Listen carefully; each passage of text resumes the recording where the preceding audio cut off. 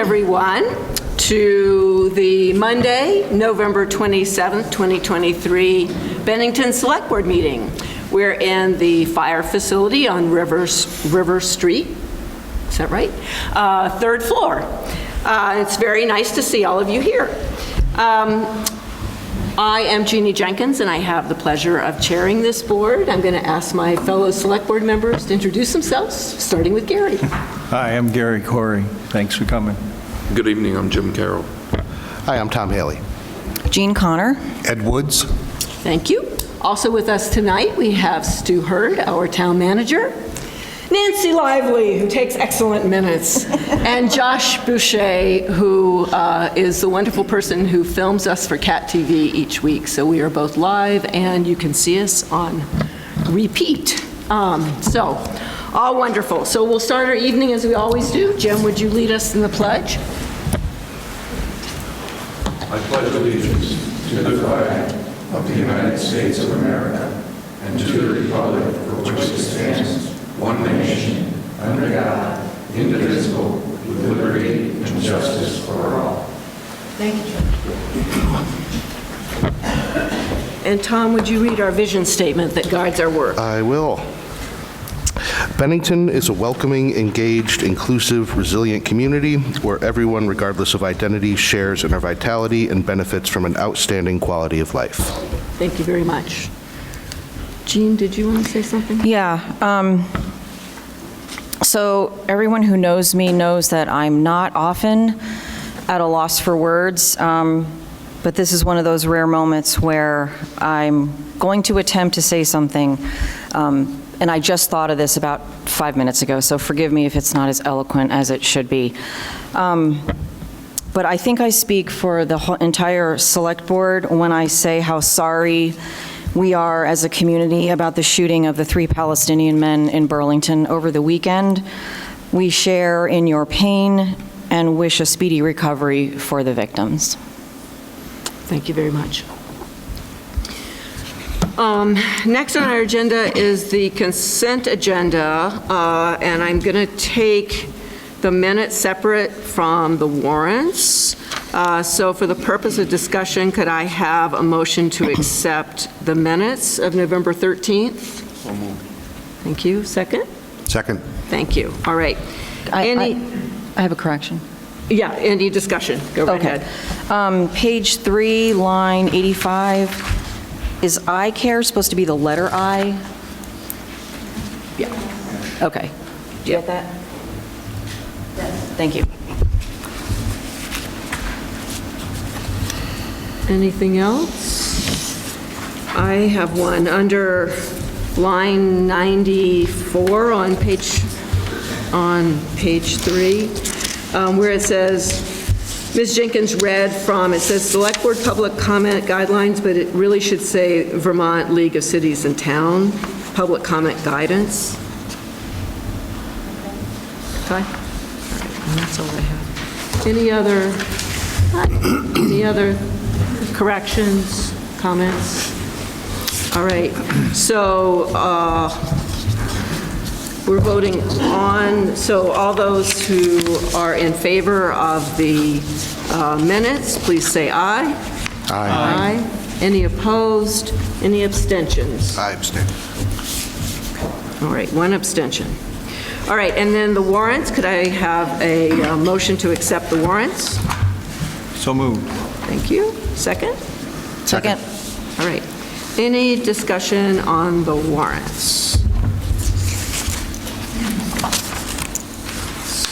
Stu, can I just ask you on page 4?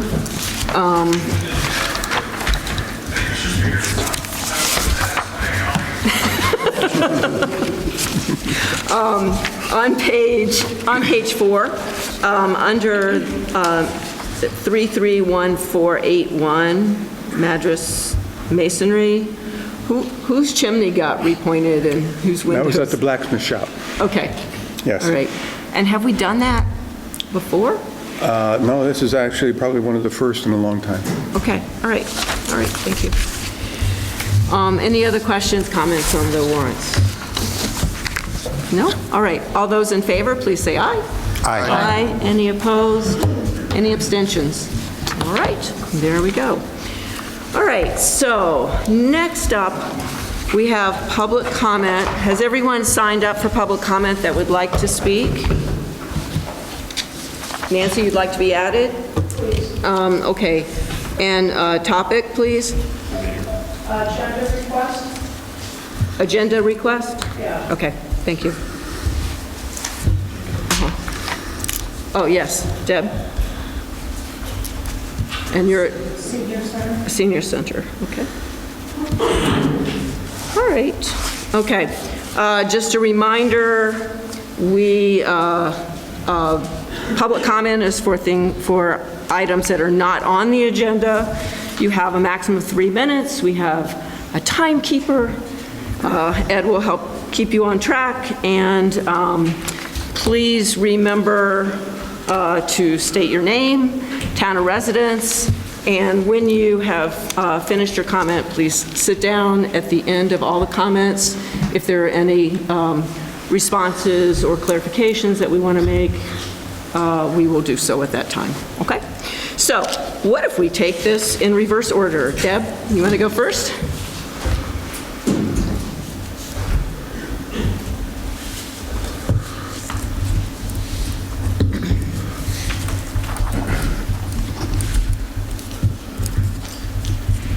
Deb Matt, Bennington, Vermont. I was wondering if there is a code of conduct or dress code or whatever that's in effect for the senior center. If there is, where could I get a copy? And if there isn't, how do we go about developing one? Thank you. Thank you. Nancy, agenda request, Nancy White?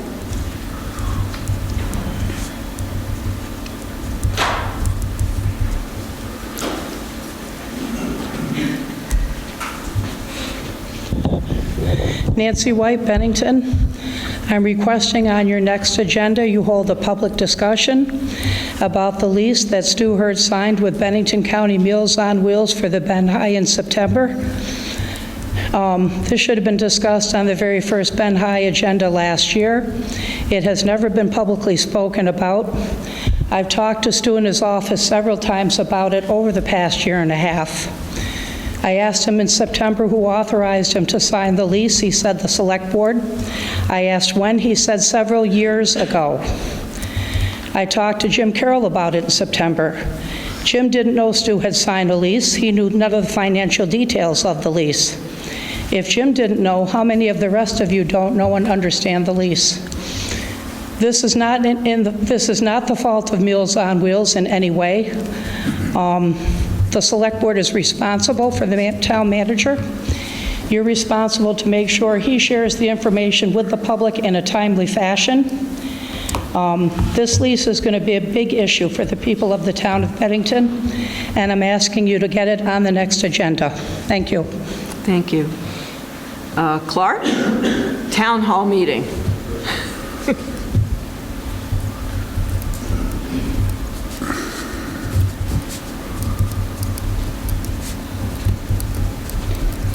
I remain Clark Adams of Bennington, Vermont, at least for the rest of my life, I think. A couple of things popped up. My first issue, town hall meeting. I realize we have our public comment section here, which looks like maybe 15, 20 minutes. Interesting enough, I've spoken to a few people in town, and they're wondering why we don't have the good old-fashioned New England town hall where people can come in and sit down and have discussions with our select board or representatives of various town agencies on a regular basis. And as a sidebar, I realize it's not on there, but it popped to mind. I think 3 weeks ago, I mentioned, or I thought it would be appropriate for the select board to comment on the very vicious genocidal attack on the state of Israel and the ongoing attack on the people of Jewish faith, and that request or comment seemed to have just floated out there somewhere.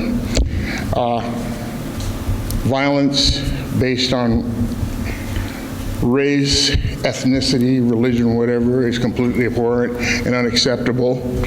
And I think it's really not too much for this board or any other representative board of people of this community to clearly and unequivocally state violence against all individuals is unacceptable, whether they be Palestinian, Jews, Christians, black, white, whatever. But I was kind of taken aback and even had gotten some public comments about the absence of a lack of response from the select board to my request for some public acknowledgement of the incivility and unacceptability of violence against the state of Israel and the Jewish people of the world. Thank you. Thank you, Clark. Martha Mackey, noise pollution.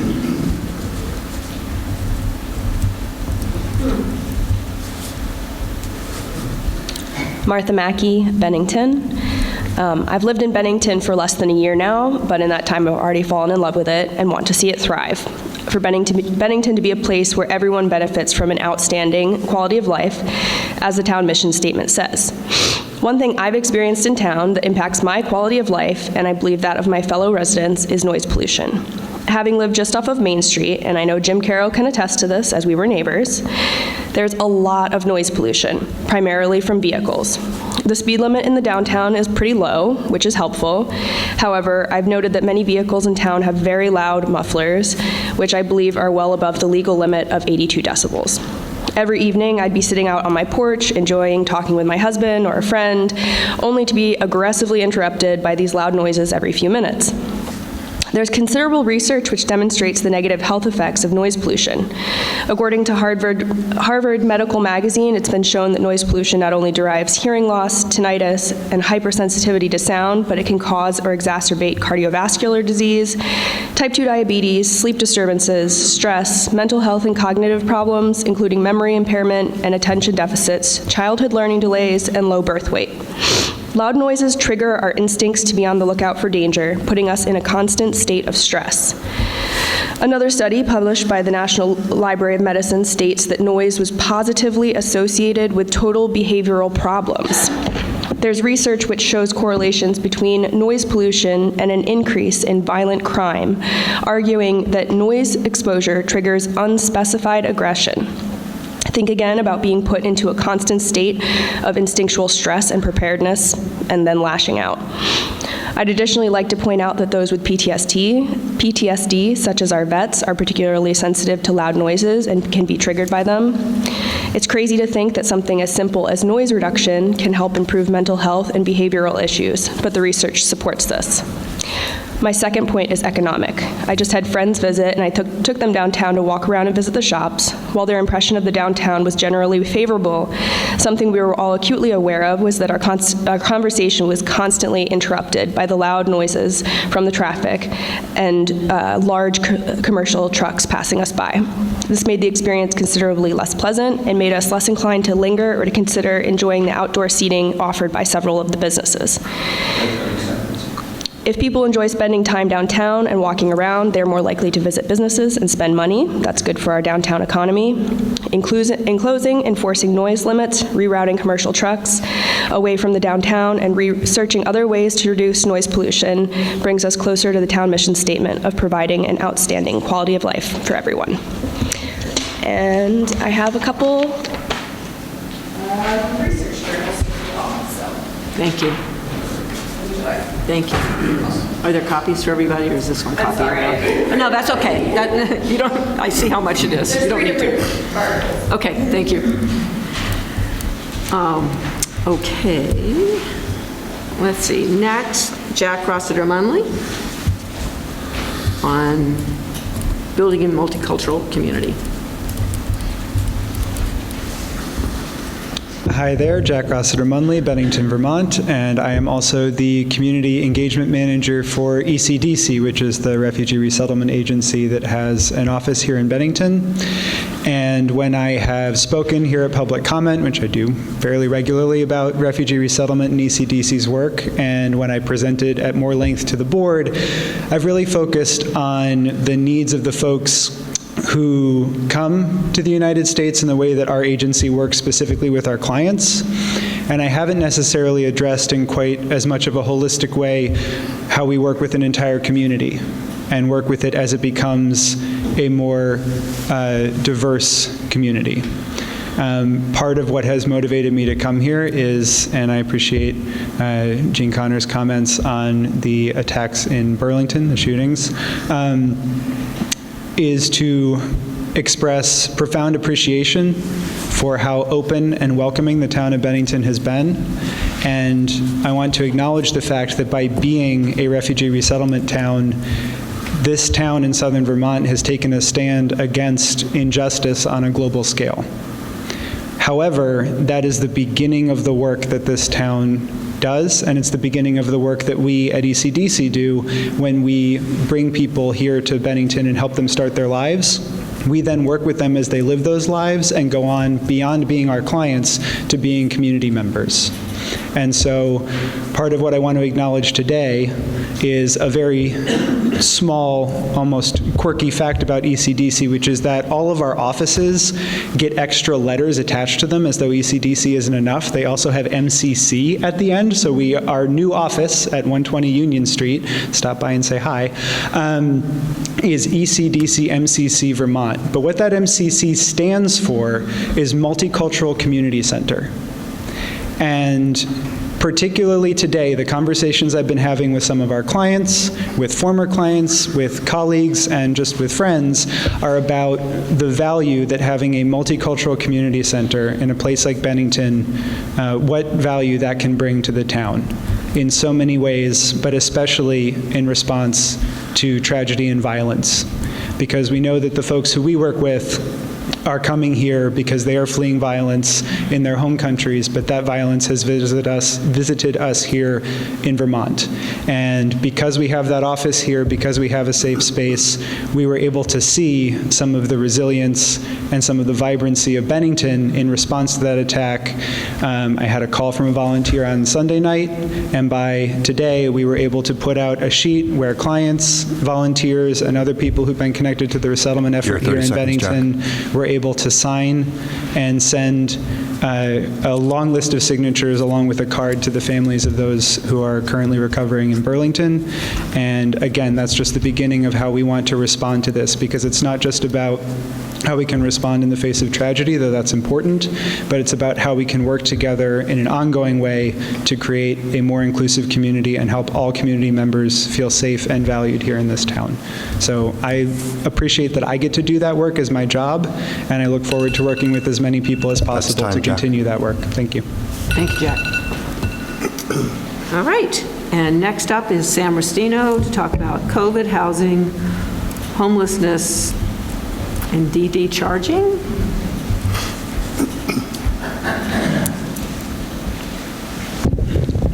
Sam Rustino, Bennington, Vermont. I'm wearing this mask as a statement tonight. Unbeknownst to some of you tonight, we have an uptick of COVID in Bennington. And I'm surprised there hasn't been banner reports or from the state health department or town health department, because if you're not in a care facility, you don't know how many cases have succumbed in the last week or two, especially in a week. There have been 21 cases of confirmed COVID at CLR. Unbeknownst to you, my mom of 98 years old is in that care facility. She developed COVID very quickly on Friday, and I just found out a few minutes ago that my mom passed away. Sometimes you can't be where you have to be. I'm going to stick it out with the meeting because there's some things that I have to divulge myself, but things go rather quickly when somebody is devised with a COVID, aging in place, and when they don't go through proper procedure notification of the town. I have a town webpage, Bennington, Vermont Town Community Info, and I have spoken about the uptick of COVID. So we have to be mindful of that. I read an article in the paper, in the Bennington Banner, and the Manchester Journal, that kind of sums up what we talked about at the last meeting. I said, we can't keep kicking the can down the road. If we want to truly address homelessness and our workforce shortage, it will take state and local officials, the legislator, residents, environmental groups, and advocacy groups all coming together to remove obstacles to a home building, including the entrenched NIMBYness, and a system whose the sign, despite good intentions, has limited housing for the last decade. We owe it to Vermonters to act now to ensure our state of the future is bright. So that is a very good summary about our situation with homelessness and our work shortage and dealing with that issue. Sam, you're at 30 seconds. Yes, not many people know that on the property of Dunkin' Donuts on North Street, there's a charging station for Teslas. I encourage you to give a look at it. I'm surprised the Energy Committee didn't mention this situation. Maybe it's a public amenity that's doing this. Homelessness has come to the steps of the town offices. I want to hear from our select board members how you feel of that situation. So that's another issue as well. And thank you for your time. Thank you, Sam. I'm very, very sorry for your loss. If you need to leave, you absolutely should feel okay doing that. Let's see. Stu, do you want to speak to code of? Sure. We do not have a formal dress code at the senior center. And Deb, I would say that if the center attendees would like to see some sort of dress code, then I would think you address that to the center director and you folks work it out and establish one for that facility as you guys see fit.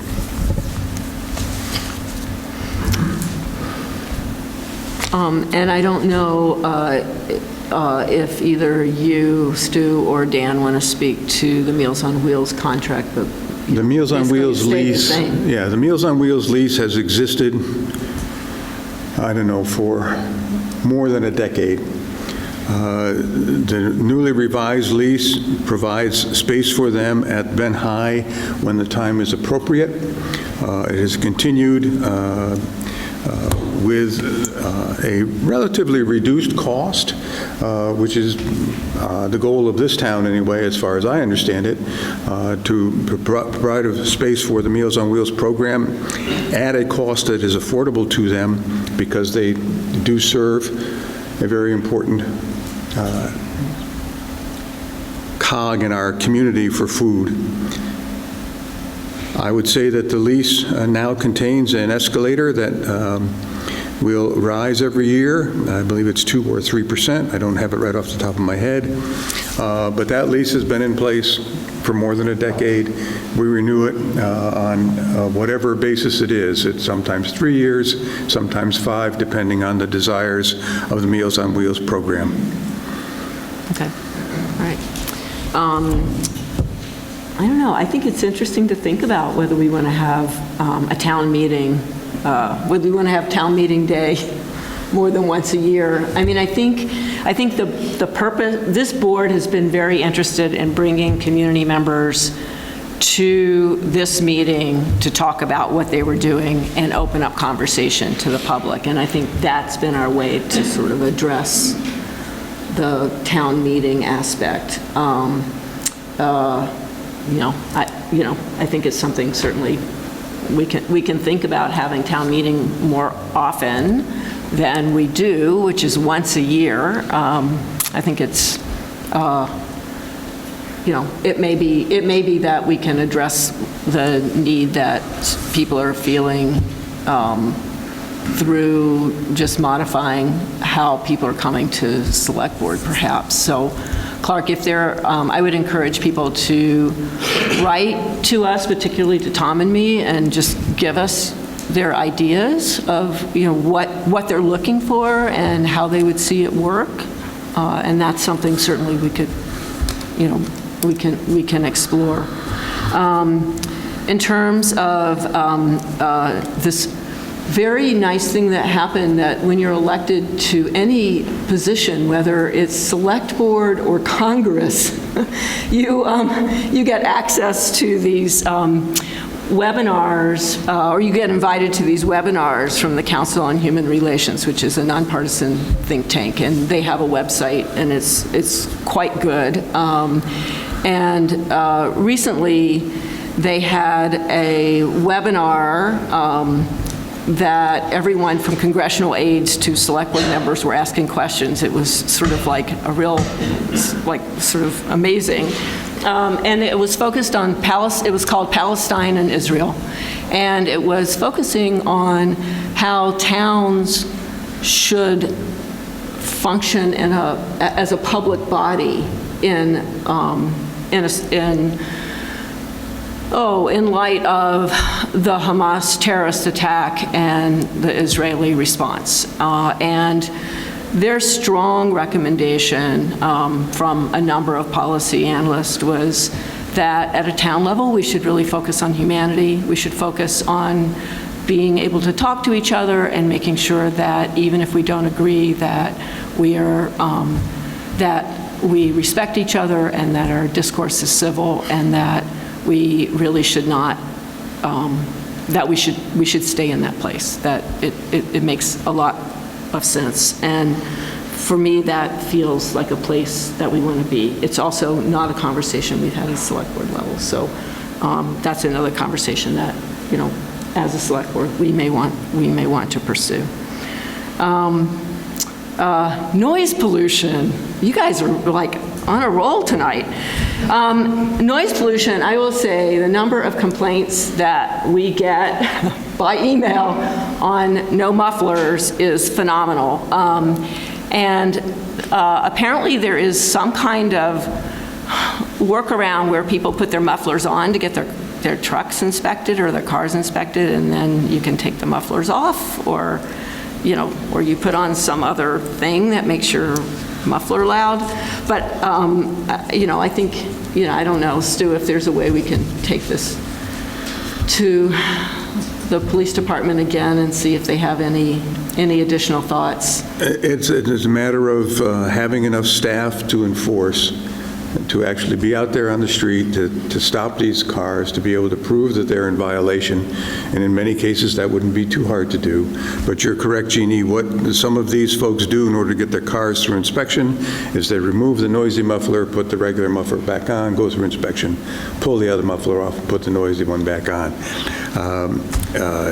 We can thank the various movies that featured cars with loud mufflers for this newest craze, but it is an issue of enforcement, and we can't spend our time pulling over loud cars. There are other things that unfortunately take higher precedence over those. It is a problem, and we built bypasses. The truck traffic prior to the bypass was like. Yeah, and if I want to chime in on that one. Living downtown, I do hear a lot of that noise, but I think a lot of it has to do with being economically sensitive, because a lot of people that are not able to repair their cars are not able to afford it, so we kind of have to keep that in mind. When I hear those cars, I'm also kind of like, oh gosh, that's so noisy, but, I'm able to repair my car, I'm able to do that.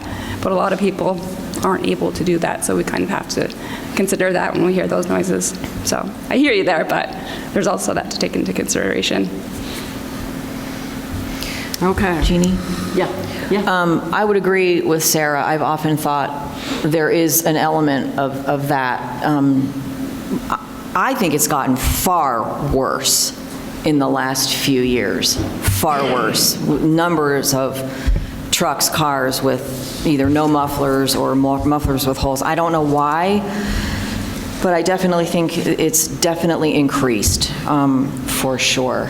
And I guess I'm just curious, I know the police are aware of the problem, and I certainly can appreciate that they don't have time to run around and give tickets out all day long. That would be more than one person's full-time job. On the other hand, when the opportunity presents itself, maybe they could, if they did have time, they could give a ticket. I don't even know what the punishment is, but I just think that we should somehow communicate to them that it's been brought up numerous times and just put it on their radar, make sure it is on their radar. It's probably not going to be as problematic because now we're inside with our windows closed, but it really is problematic. I would agree, definitely with Martha. So. All right. Anything else anyone wants to comment on? No, I'm sorry. All right. So then moving on to the Rescue Squad. We have Bill Camarda with us tonight, who's Executive Director of the Rescue Squad, and he is going to give us an update and a look forward for them. Hello. Good to see everybody. This is month 10 now of executive directorship. 4 is interim, and about 6 as full executive director. I do want to take a quick moment to pause and recognize and remember services will be later this week for Tim Finney, who is a longtime member, very involved in both the Shaftesbury and Bennington communities, part of the Masonic Lodge, and a renowned singer in the area and beyond, who passed away just before Thanksgiving. He was with Bennington Rescue for over 45 years, I believe it was. So he had a long life of service, and unfortunate to hear of his passing recently. Bill, can you speak? Absolutely. How about now? Is that better? I'm going to try not to go too fast, but I got a lot to present on since we haven't been here in a while. So I do want to just give you kind of a quick update of where Bennington Rescue is, some of the challenges we've been facing, and what does the future look like. This really quickly is our call volume trend. So there in the orange line at the top is our 911 call volume. You can see it was pretty steady pre-COVID. Then we had our dip in fiscal year 21. There we go. When nobody was calling 911, that's when COVID hit us really hard here in Vermont. And then it has bounced back with a vengeance, reaching all-time high for last year at 4,610 911 EMS calls. At the same time, we've been experiencing a downturn actually in transfer business. Some of that has to do with our availability. So if we're on a lot of 911 calls, then we're not available necessarily for the transfer work. Some is that the hospitals increase capacity and capability, so they have telemedicine. They can keep more patients at SVMC than we can necessarily needed to transfer in previous years. There we go. All right, so just going back to EMS basics, 76% of the patients that we see are billable. Insurance may compensate us for it, or the individual may be if they are self-pay. However, we have this subset of the business that we do that is 24% for last year. So those are those that refuse transport after receiving evaluation, or calls that were canceled or we did a standby, like for the fire department or police department when they're at an active scene and they need someone to stand by in case someone gets injured. Those we get no reimbursement for directly. And for the refused transport, recently Vermont Medicaid changed their rules that we can start billing for those, but the other insurers, including Medicare, who's our largest insurance provider, does not. They will not provide any compensation for care where we don't transport someone. And real quickly, when it says contractual allowances down here at the bottom, so often we get asked, why don't you just charge more? We can charge all you want, but it's just like any other health insurance. The insurance is only going to pay whatever the contracted amount is. We cannot negotiate with Medicare or Medicaid. They are governmental payers. They pay what they pay. We do negotiate with MVP, Blue Cross Blue Shield, any of the larger insurers because it's worth the squeeze. But we can't because there are over 100 health insurers out there just in Vermont. We can't negotiate with every single one. that would take more time than we have as an organization. So we do try to negotiate those rates whenever we can.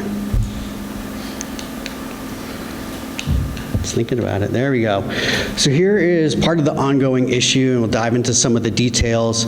We started coming to the select board to have discussions about municipal funding back in 2016. It was Article 17, March 2017, with funding subsequent to that. We have growing expenses, but insurers are not keeping up at the rate of compensation.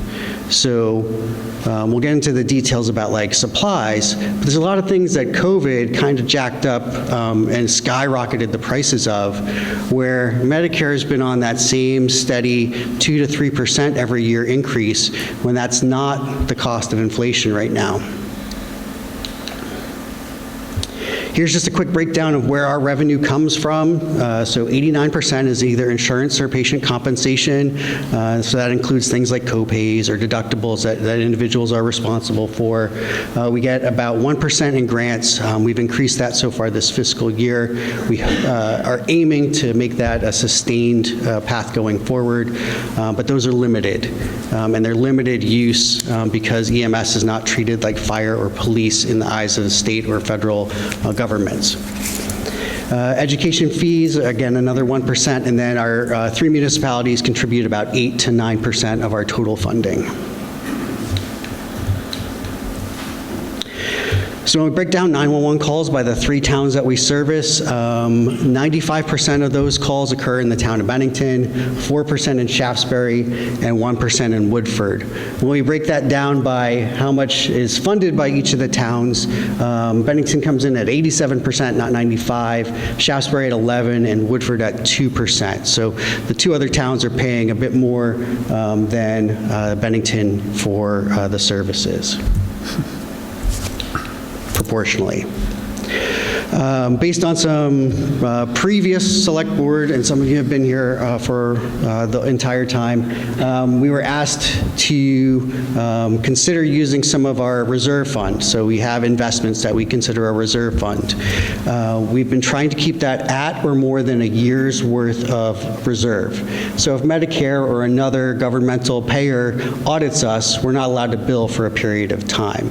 This is that reserve in case of emergency.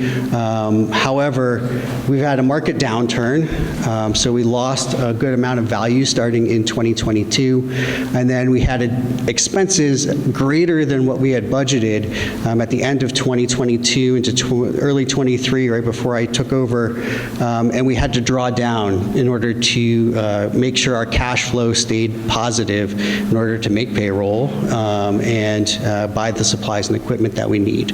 We're no longer in that status where we're drawing on a regular basis from our reserve fund, but you can see it's $1.4 million now.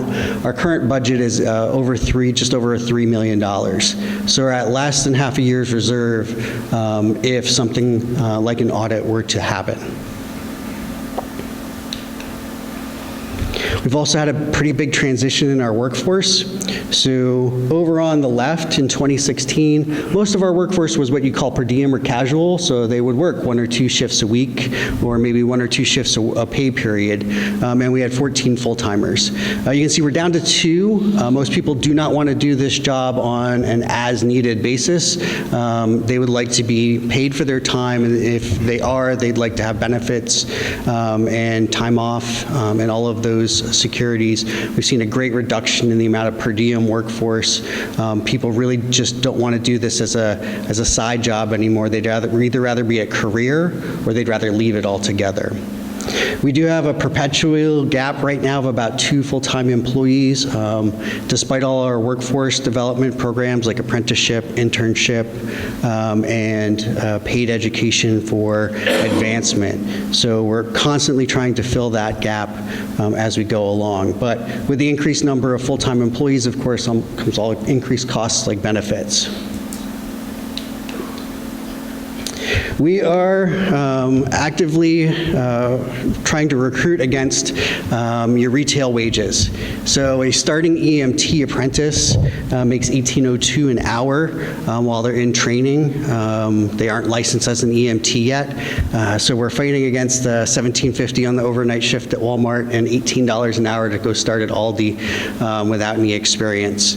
And we're fighting really hard. We continue to cut whatever we can in order to support wages, but we're getting to the point where it's hard to find things to cut anymore without it starting to affect clinical care. And a new EMT starts at $19.02 an hour once they're done with apprenticeship, or if they come to us newly graduated with a license in hand. Why is it more expensive? So supply costs in the last 7 years have gone up 70%. Most of that is from 2020 on. You had normal inflation prior to that. We've had to really fight for those wages, and those have gone up 36%. Unfortunately, like I mentioned before, over the same period of time, the amount that Medicare and Medicaid here in Vermont is tied directly to the Medicare rate for EMS services has only gone up 20%. So we've got that large inflationary gap where there's no source of funding to fill so far, besides continuing to try and shave off everything that we can, which is kind of what we're doing. So we've replaced most of our box ambulances with the van-style ambulances, and we reduced our fleet from 7 to 5. They're almost all newer, so they're within 3 to 4 years of construction, so that they should have a little bit of a longer life, but we're already in the planning stages because even if you wanted to order an ambulance today, the backlog is somewhere between 1 and 3 years to have that ambulance delivered. So we have to start thinking 3 to 5 years ahead just to buy one ambulance at this point. We adjusted our hours to meet demand. So I know it definitely went through social media a little bit, but we did have a higher reliance on mutual aid in calendar year 2022 than any year previous.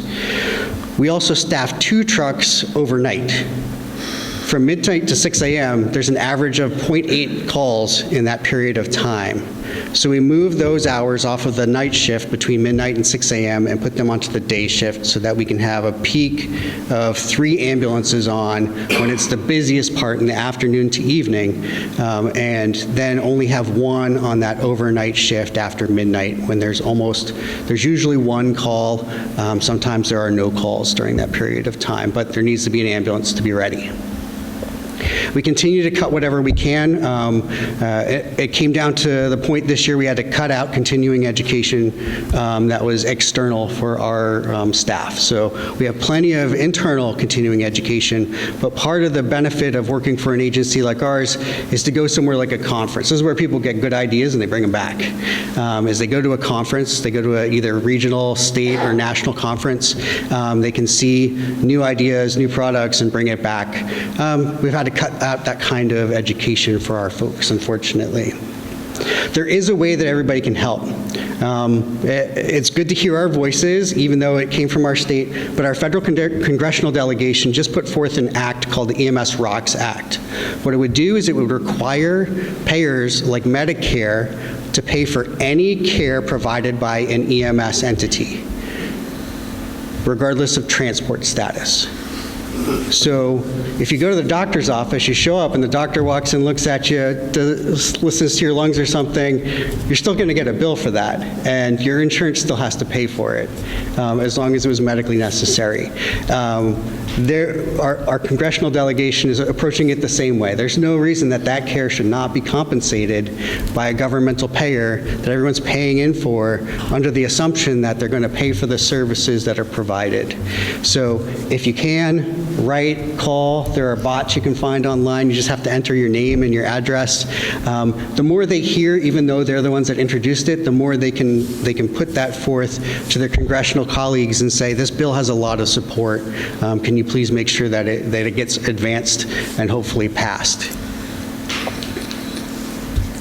We have been able to get 4 major grants in the last 4 months or so. So we've got a $200,000 SAMHSA grant. So that's Substance Abuse Mental Health Services Administration at the federal level. We do have to put in a $23,000 match for that. They did also provide a supplemental with no match of $83,000. Those are dedicated grants as it lists at the bottom. So they're specific to EMS education, mental health, substance abuse, or equipment purchases.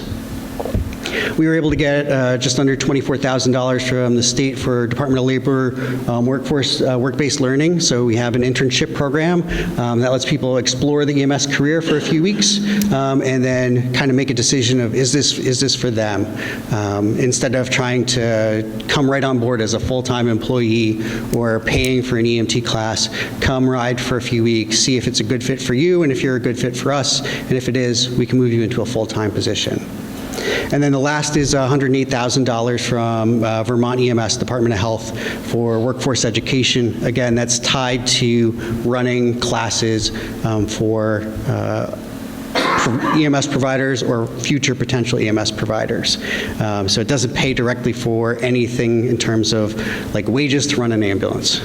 It pays for the wages to get the educator off the ambulance and into the class, but then we have to backfill that person in order to cover them.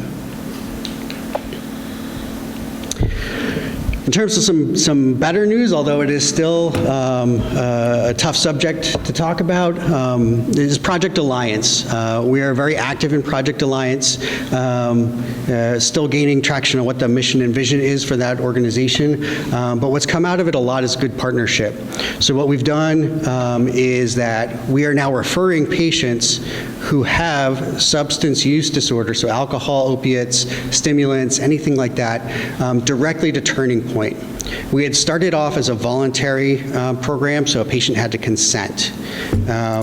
You can imagine we got, in about 3 months, 6 or 7 consents. So what we did was we got together and we met, and I said, how do you do this in the emergency department? You see every patient in the emergency department. They're like, oh, well, we're on their staff as volunteers. So, okay, well, we're going to make you volunteers then. And their recovery coaches are now volunteers. They're still employees and everything through Turning Point, but they're on our roster as non-clinical volunteers. They've had privacy and confidentiality training, and now everybody who has a risk factor becomes a referral. It's a semi-automated process, so they come to me first. I screen them real quick to make sure it is truly substance use disorder versus some other kind of factor. Somebody maybe just had a drink, for example, fell down and cut their arm. If they don't have risk factors showing alcoholism, they don't need to be referred to Turning Point. But if this is the second or third time we've been to that place over the course of a month, and this is now the second referral we're seeing, that's a warning flag that this is somebody that probably Turning Point should see. This really helps close gaps. So in the ER, you get seen, but again, a quarter of the people don't make it to the ER. So this really closes that gap. A lot of these patients are in that refusal group. So now they're getting caught and they're not falling through the gaps. We've had over 50 unique referrals since September 1st until now. It's actually over 100, the total number of referrals, but there's a lot of repeat occurrences in there, as you may be able to guess. There were some things that we did find interesting. So when you break it down by age, only 10% occurs in a young adult or adolescent age group, 34% in your actual young adult age group, so 26 to 45. In your middle adult and older adulthood is where most of the patients actually are. So we're talking about 55% of the patients are over age 46 or older. We're also seeing that although opiates get all the attention, they are a much smaller subset of this group. The real problem still is alcohol. Alcohol represents about 66% of all of the patients that we see when you combine these two columns here. So this is mixed, so alcohol and some other substance, just a drug, so something like fentanyl, heroin, cocaine, etc. And then 5% are unclear. These are where it seems seems like somebody may have taken something, but it may also be a mental health emergency. Sometimes it is hard to discern the two. This is where most of the good news is. So 92% of those that we have referred have resulted in interaction with one of the recovery coaches from Turning Point Center. So this may include ongoing coaching, but it definitely includes provision of information, additional harm reduction. So we do leave behind kits in EMS.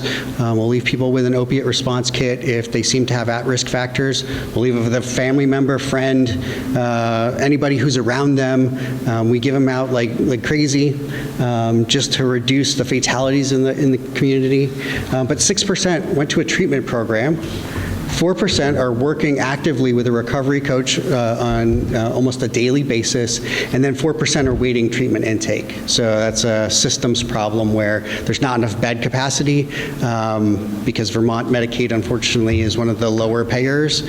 So you only get a 14-day, I know Margate talked about it recently, you only get a 14-day stay if you have Vermont Medicaid, but if you have New York Medicaid, you get a full 28 or 30-day stay because they pay more for inpatient treatment services. So you're at a disadvantage, unfortunately, just in where you live. I know that the unhoused population and that conversation is a hot button topic. So the state of Vermont provided the first line here, which is the black line. This is the statewide average of how many calls are involving the unhoused population statewide. Here in Bennington, that's the blue line. So we've been pretty close to the average, but we've had this spike where we are seeing anywhere from 50 to 500% compared to the rest of the state in terms of how many calls involved unhoused individuals here in Bennington. This one is kind of complicated, but when we look at the unhoused population, which is the first and third column, the green means that the EMS provider thought this person was pretty stable. So that's a vast majority of our patients to begin with, regardless of the reason for calling. Most of our calls are non-emergency. But you see that it's higher in that unhoused population.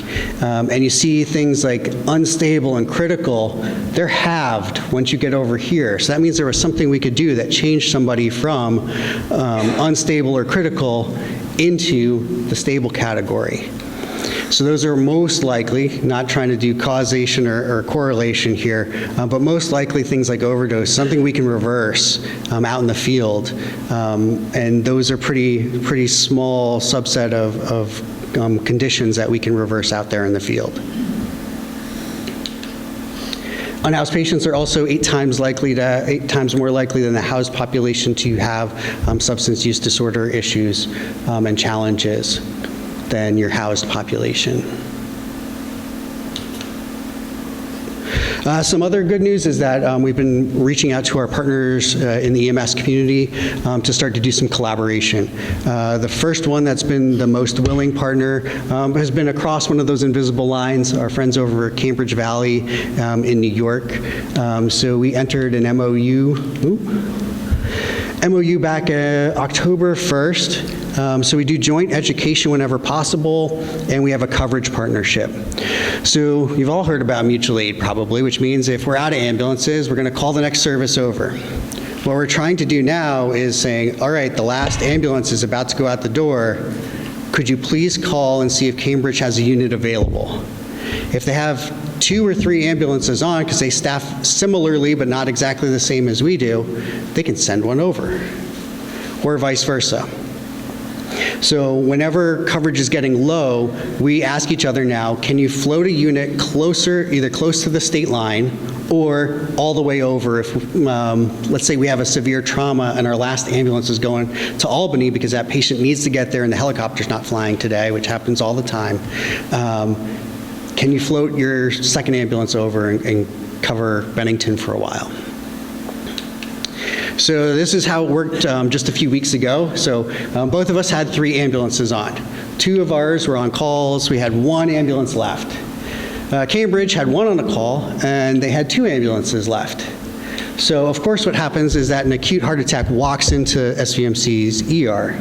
If you're having a heart attack, the treatment for that is cardiac catheterization. That requires a lot of specialty care, and it's not something that this area could support on its own. So our next closest hospital is Samaritan, that has those services, or Albany Med. We go to those two all the time with these acute heart attack patients when we pick them up in the field. When they show up in the ER, the clock starts ticking just like we do in the field, and they have 90 minutes to try and get that patient cared for, triaged in an ambulance, and up to the cath lab at either Samaritan or Albany Med. What would have happened in the past is we would have said, sorry, we're not available. We can't send the last ambulance out and leave our 3 towns uncovered in order to go and help this acute heart attack patient. That's not fair to the other 20,000 people in the area. Now, we can call Cambridge via Bennington Dispatch, and they'll move first over to the border, and then they'll actually come to our station. We've exchanged door cards so that the ambulances can park inside, so they're not idling, not polluting, can plug in, people can have a place to sit in the bathroom, the essentials for any EMS provider. So then we can split the coverage, and 2 ambulances can then cover the 2 areas instead of having 2 ambulances sitting over here, and then, or our friends down in Pownell, or all the way up here in Arlington, or Deerfield Valley, which is all the way out here, and then trying to call them into town when that additional need pops up. So this is part of the way that we've been trying to work with our regional partners to try and collaborate. It's worked the other way around. That same week, Cambridge had 3 calls happen at once. They called us over. Our ambulance did 2 calls back-to-back in the Cambridge area in order to help them out over the same period of time. We also entered into an MOU with the police department, so they're getting first responder training. So there's 5 levels of EMS provider here in the state of Vermont, so excuse me, 6. And there's a very low one. It's called the emergency first responder, CPR, first aid, how to deal with like chest wounds, all things that are really right up the police department's alley, how to administer naloxone and help somebody with rescue breathing. So the chief, lieutenant, and I got together. We were talking about CPR and first aid, and said, well, doesn't it make more sense to actually certify your officers, your staff in the building as first responders? So we've trained 19 to date who are certified, and the remainder are going to come through our programs over the next few months. As part of that grant, we also were able to secure 4 AEDs. They're going to be ours, but we're loaning them through that MOU on a long-term basis to the police department for patrol response. That's how many units the police department has on at peak. So they'll get 4 of these new units. Their batteries are sealed. They're good for at least 5 years. Unlike anybody that's ever had to deal with AED maintenance, you don't have to change out the batteries every year. Pads you still have to switch out every about 2 years. That's it. So why is it important? So in case you've never heard this before, at minute 0, let's say somebody's heart stops, they start bleeding severely externally, or their breathing stops from something like an opiate overdose or xylazine, which there's no reversal agent for. Within 4 minutes, your brain and other organs start to get damaged, sometimes irreversible damage. At minute 10, you start to get irreversible organ damage or death. If it's severe bleeding, you probably actually die somewhere in minutes 6 to 8 over here. This is an average ambulance response time here in the core area of Bennington, and that's nationwide. So the standard is usually 9 minutes within 90% of the time.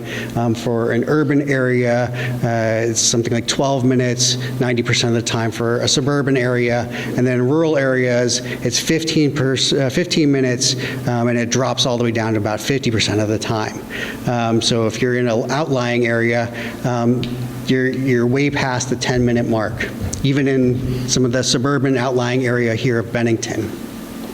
So police department gets on scene usually in 1 to 5 minutes. So we're cutting a few minutes off here. The more that we have public training as well, so we do stop the bleed, hands-only CPR, and naloxone training at Bennington Rescue, along with many other places you can find, especially naloxone training in the community. We highly recommend everybody gets that. It's super easy to do. The other way to do it is call 911, not the 7 or 10-digit phone number. The 911 operator can always give you instructions over the phone. right, so where are we now? Next steps, so crew retention, so recruitment and retention are probably our largest issue, and we need to support that with continuing competitive wages, benefits, wellness, and education. We're trying to work on our new strategic plan. It was supposed to be done in the middle of COVID, so that didn't occur, and expand the collaborations we're doing, continue to expand our workforce development programs, our mental health and substance use disorder partnerships, community education for those life-saving skills, and we have to start planning for the next round of expenses. So we have a little bit of a reprieve here for a few years, but things like our cardiac monitors, they're approaching 10 years lifespan. They're $45,000 a piece. So we've got 7 vehicles plus a spare that they're on. So you're talking about somewhere in the range of about $350,000 just in cardiac monitors. And each ambulance now, the nice little vans that we have are about $150,000 to $180,000 a piece. The larger box ambulances are in the neighborhood of $300,000 to $400,000 each now. So what you used to think about paying for a fire apparatus just a few years ago is what an ambulance costs now, unfortunately. But that's kind of where we're at, and that's the end of the presentation here. Wow, that was fantastic. Thank you. I think I went a little over, so I'm sorry, but it's been a while since we've been here, so I wanted to make sure you're up on what's going on. All right. Questions, comments from the board? Really good, great news, I guess, about the ROCKS Act. Want to send that out to all of my email list for support. So besides that, I'm still digesting everything. And I'll be more than happy to, Jonah's got a copy of it now, so more than happy to send that over to the entire select board in case you have follow-up questions later. So, Bill, you said that Medicaid is now paying without a transport, and that's something fairly new? That is something fairly new. We're trying to navigate the rules because there are some rules about it, so our billing specialists have started to bill for it. But it involves that sometimes there needs to be some type of intervention. And when we say intervention, it may be something as simple as checking somebody's blood sugar. But that may be just taking a set of vital signs that might not still qualify the way that it's written. It hasn't been hashed out enough yet. It's something that just came to fruition during this calendar year. Do you think that there's a chance that Medicare would follow suit after some of that is hashed out? Not without legislation. So we really need to get behind that and push. Yes, it's something the EMS community's been asking for decades, and this is the first time that I'm aware of during my career that legislators have taken the cause up and said that this doesn't make sense the way that the system is constructed right now. It used to be, yes, a transport benefit. EMS is considered a transport benefit, but a quarter of what we do is not transporting. Wow. And this is just an aside. I'm assuming that you're keeping any Medicaid receivable on a risk list so that it's not factored into regular potential operating income, since it's unvetted at this point. Yes, we've been, so far, everything has been paid, but yes, we do want to keep that as a separate kind of statistic, just so that we're not accounting for it and then finding out later that that's not going to be acceptable. That would be disastrous to an organization like yours. Yeah. Yes. Thank you. Well done. Thanks. That was amazing. Kind of sobering to listen to. Sorry. Do you know the timing of the bill and the vote on the bill? I do not right now. The last I had saw it just was put forth within the last week and a half. Oh my goodness, okay. So it is brand new. Okay. And have you tried to calculate, if it were to pass, the revenue that you would find in your coffers? It would be sizable. Between Medicare is usually approximately 45% of our payer mix. So Medicare, followed by Medicaid, which is usually between 17 and 20%, and then the remainder of commercial payers are the small amount of self-pay that we still have out in the community. Most people are insured now, but there's still a subset of people that have not gotten any insurance, even though it's available. So it would be a sizable amount, probably in the hundreds of thousands, but I wouldn't be able to give an estimate off the top of my head at the moment. I'm sure you've tried, because I went immediately there, like, how much money does this mean? Yeah. That announcement of that legislation just hit the state wire in the last 3 weeks or so. So it really is new. Okay. The national EMS organizations have caught on to it as well, so there will be lobbying support from those organizations as well, but the more constituent voice that there is on top of the lobbying, the more likely it is for success. Always. Okay. Great. Gary, Jim? No? Tom?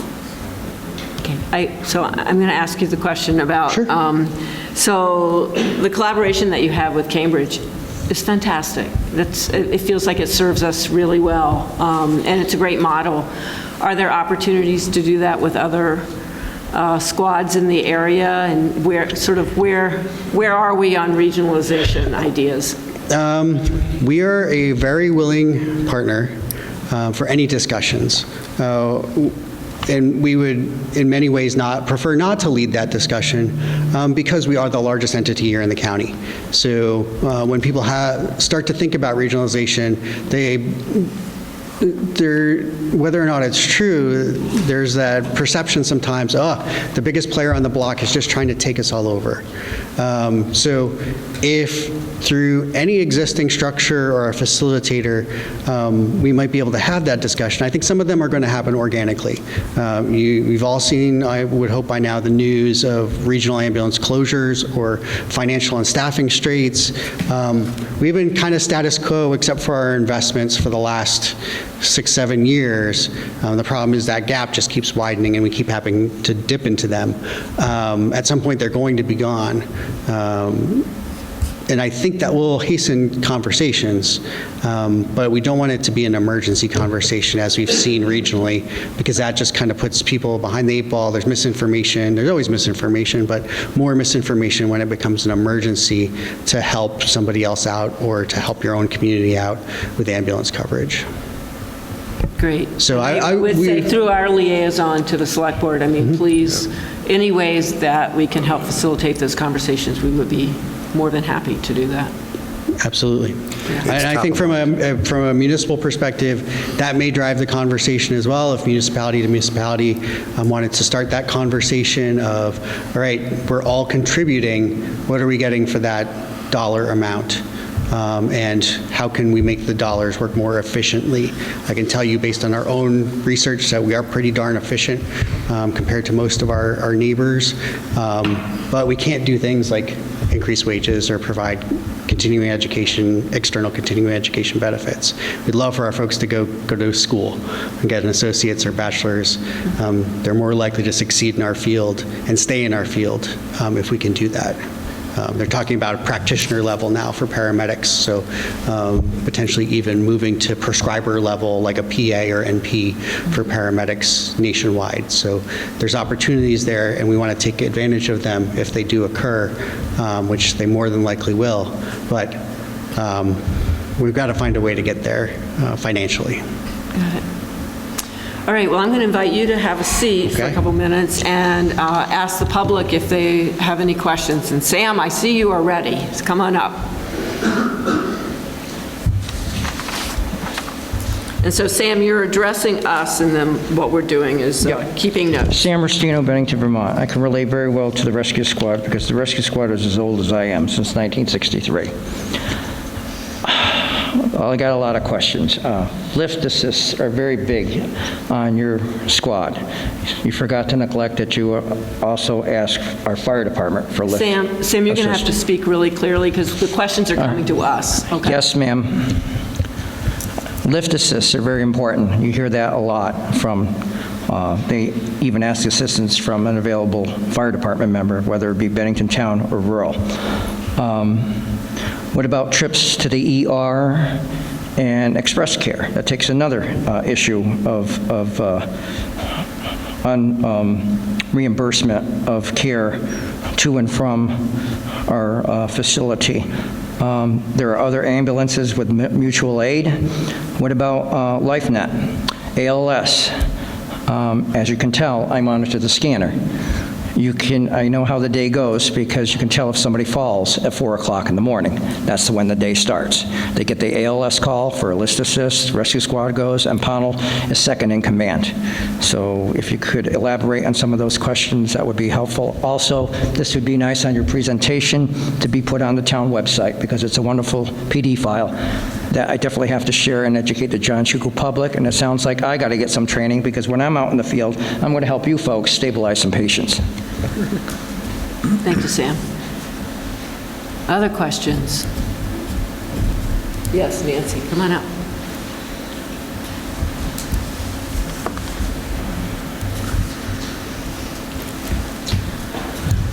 Nancy White, any idea what the percentage of transfers is, Albany versus Dartmouth?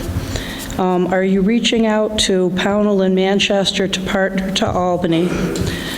When it comes to going to Dartmouth, have you reached out to Manchester, Deerfield Valley, or even Rescue out of Brattleboro? I would think Rescue would have a lot of time to partner now that they went through the situation with the town of Brattleboro a couple of years ago. Have you reached out to Dartmouth Health for a donation? And any idea what you'll be looking for at budget time? Thanks.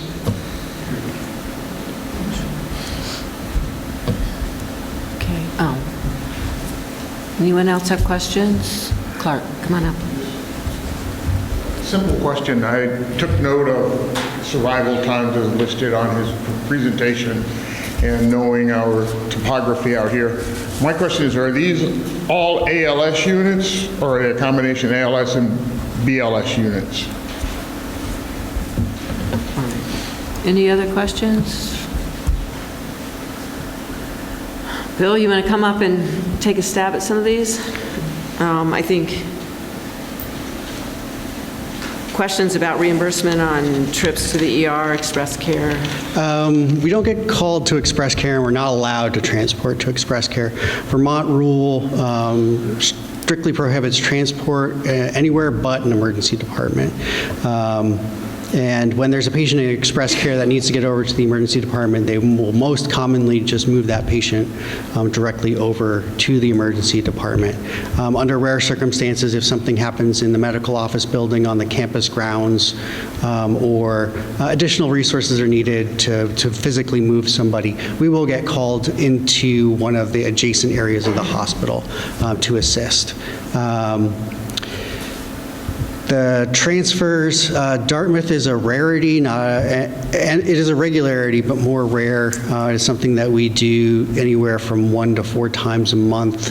Albany Med is usually several times a week, sometimes several times a day, depending. It's very hard to predict that transfer volume and when it's going to occur. And it always seems to happen where they're trying to ask to move 3 or 4 people all at once. And nobody in the area can do that. So it has to be triaged then of who goes where.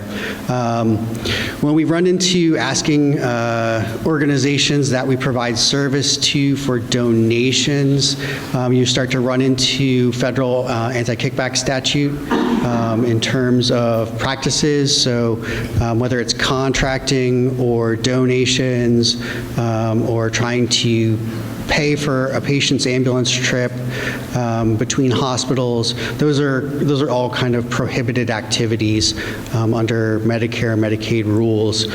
So they usually apply to all patients even if they aren't on Medicare and Medicaid. So that does become difficult waters to navigate. I'm trying to remember what else. ALS versus BLS, we always try to staff each ambulance to the ALS level. Here in Vermont, that means an advanced EMT or higher. So the 3 main levels of provider on an ambulance are your EMT, your advanced EMT, and your paramedic. The way to think about it is an EMT takes about 1 semester, advanced EMT takes about 2 semesters, and your paramedic is the same as a professional degree, so usually about 2 years worth of schooling. It runs in the neighborhood of somewhere between 60 and 90 credits if it was a credit-bearing program for a paramedic. So there's both credit-bearing and non-credit-bearing at Vermont State University. So most of the time it is an EMT and either advanced EMT or paramedic on an ambulance. That way we can distribute the work more evenly. They rotate. If it's a BLS call, the EMT will provide care and do the report. If it's an ALS call, paramedic or the AEMT will do the care and report. Bill, there's also a question on the request amount for the budget for next year. Request amount for the budget next year. Again, I can't recall the exact figure off the top of my head, but it will be in the neighborhood of about $39,000 additional than what we currently have in the budget for this fiscal year. All right. Thank you. Super. Any more questions from the select board? Did I miss any?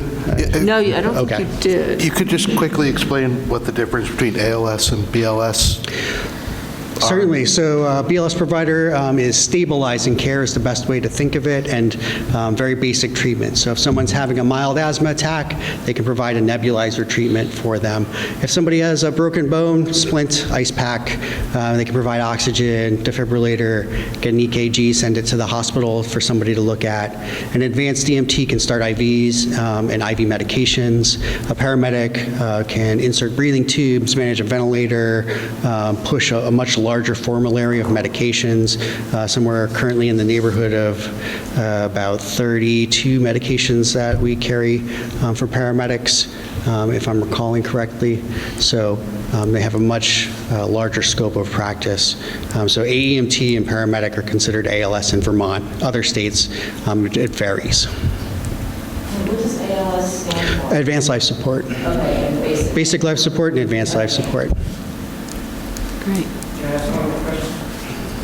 Oh, Sam, there are rules. Yes, come on up to right here. Yeah. One's a clarification, one's an answer. Okay. Be it known, there used to be a Town of Bennington Rescue Squad. It's not that anymore. And the next question is, like Walmart or Aldi's or Hannaford's, do you have trained professionals that could assist in stabilizing a patient before you get there? I think that's what you need to work with, whether it be places of large populations of employees. They have a set crew in the set factory. God forbid if there's an accident, they are right there on the scene to stabilize the patient before your squad gets there. We will do that kind of training upon request, or we will send somebody to one of the commercial services that does that kind of training. Many of them have internal training, so they are not interested in anything but their internal program for training for workplace emergency response. What's the other part? I forget now. There was a first part to that, and I don't recall anymore. Okay. All right, well, thank you. That was highly informative, and we look forward to seeing you during budget season. Yes. All right, next up is 250th presentation. Jonah, are you doing this by yourself? Is Phil, are you part of this too?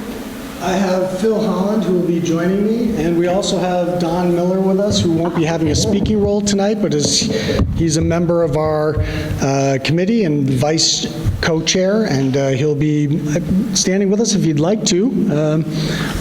But he'll be here to help with the questions if needed. And I'll invite Phil up shortly. Again, as you said, I'm Jonah Spivak. I'm the communications coordinator for the town of Bennington. I also serve on the Vermont 250th Anniversary Commission, appointed by Governor Scott in 2020. Oh, that's right. I was appointed by the Select Board to serve as Bennington's 250th representative, and since that time, we've created the Regional Bennington 250th Anniversary Committee, on which I serve as a chair. I'll start our presentation today with an introduction to the Bennington 250th Committee. Then we'll have Phil Holland take over to give us a historical view of some of our past commemorations. And after that, I will return to give a brief overview of planning efforts for the upcoming 250th. So maybe you've heard the 250th anniversaries are coming. The 250th, also known as the semi-quincentennial or the bicentenary. Say that 3 times fast. Some have suggested calling it the semi-quin for short, but I seem to find myself simply saying the 250th. I first began thinking about anniversaries as part of my research into the Battle of Bennington. What started as an exercise learning about aspects of the battle kept crossing over into the ways that the battle was remembered and celebrated over time. In fact, the battle has been celebrated annually since the first year after it happened, the only continuously celebrated battle of the American Revolution. But no, I was corrected at the 2019 Congress of American Revolutionary Roundtables in Philadelphia, where I learned that the Battle of Cowpens has also been continuously celebrated. But I note that that battle happened in 1781, so the Battle of Bennington remains the oldest continuously celebrated battle of the American Revolution. So it seems we are compelled to remember our past. In addition to those annual celebrations of the battle, we've also had some really big ones. In 1877, in 1891, 1927, and 1976, just to name a few. Sharing this history, sharing our stories, can unify us. At a time when civic engagement and civil discourse is in real jeopardy, we need the lessons that history can teach us now more than ever. To further this work, we have created the Bennington 250th Committee. Our first meeting was last September in 2022. This is a fully regional effort because it's not just a story about Bennington, it's truly a story about all the towns in our region as well as nearby New York. We have a full committee that meets quarterly of around 24 people. In addition, we have a steering committee and task forces that meet more regularly on an almost monthly basis. Those task forces include education, adult education, memorials and monuments, fundraising, historical societies, and working on our 2025 kickoff. If this is something of interest to you, we invite you to reach out. Our email is bennington250@gmail.com, and we will reiterate that information at the end of this presentation. Our anniversary commemoration will be for 3 years, not just one. Our big start will be in 2025. It's the story of Ethan Allen and the capture of Fort Ticonderoga, and it's all about Bennington and the Green Mountain Boys. We then want to take advantage of the federal celebrations in 2026, that's the anniversary of the Declaration of Independence, and use that to propel us to Vermont's own signature anniversary in 2027 with the founding of our state, our nation, and of course the battles of Hubbardton and Bennington. Here's some thoughts from people in our region regarding commemorations. We propose that the Vermont 250 move from celebrating the past to looking for all that today's Vermonters have in common. Let's make VT 250 about common ground and common interests and common love of Vermont. That from Lyman Orton of the Vermont Country Store. A theme for the state's 250th anniversary would take a new look at the Vermont Independent Republic of 1777 and how it emerged successfully out of a political and economic swirl of adversaries in all directions. Vermont's was the first democratically organized independent republic on the North American continent, a decade before the U.S. Constitution was formulated. That from our very own Tyler Resch, historian and author. And this, history, good or bad, is something we can learn from to make a better future. This from Dan Lyle from our Post-13 Legion Riders on the occasion of the rededication of the Civil War Memorial at the Bennington Museum last year. We have amazing stories to tell. Our state was born in the crucible of revolution, and we played a major role. Our story is much more diverse than is commonly known, and this can reunite us. Let's take advantage of these anniversaries to shine a spotlight on these stories and increase civic awareness. My next slide introduces one of our most famous stories, that being the Battle of Bennington. a truly significant and interesting battle. One, or at least I certainly, could literally talk for hours about this historic event, but I will share with you just a couple of tidbits. This one thanks to Don Miller. More men were killed and captured during both battles of Saratoga at the Battle of Bennington. And this, the Battle of Bennington was the first successful storming of an emplaced artillery position by a citizen militia. The victory at Bennington and the confidence it gave to our soldiers was a key factor in our eventual victory at Saratoga. By the way, those paintings on the last 3 slides are all original artworks inspired by the battle. In 1877, the Anniversary Committee decided to build a monument for the Battle of Bennington. These eyes belong to a Bennington resident who, in his day, took a hard look at the final approved design of the Bennington Battle Monument, and drum roll would be appropriate here, da-da-da! Here it is, the final approved design of the Bennington Battle Monument. Well, those eyes belong to Highland Hall, former governor of Vermont, father-in-law of Trenor Park, who built the Park McCullough House. He took one look at that design and said, no way. No way is our battle going to be represented by that lame grouping of statues. We need something that will be massive and lofty. And at the age of 80, refusing to accept that original design, and by his efforts, convinced the committee to change its mind. And though he did not live to see it, because of his efforts, today we have our own iconic Bennington Battle Monument, the tallest man-made structure in Vermont to this day, dedicated in 1891.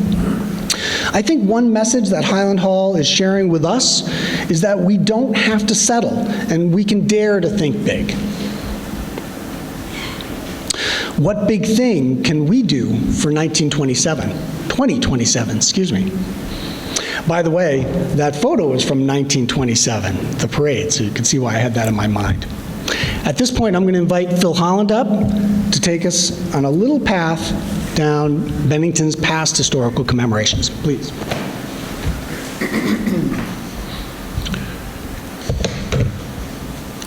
Thanks, Jonah. I am Phil Holland, a member of our local 250th committee and a writer.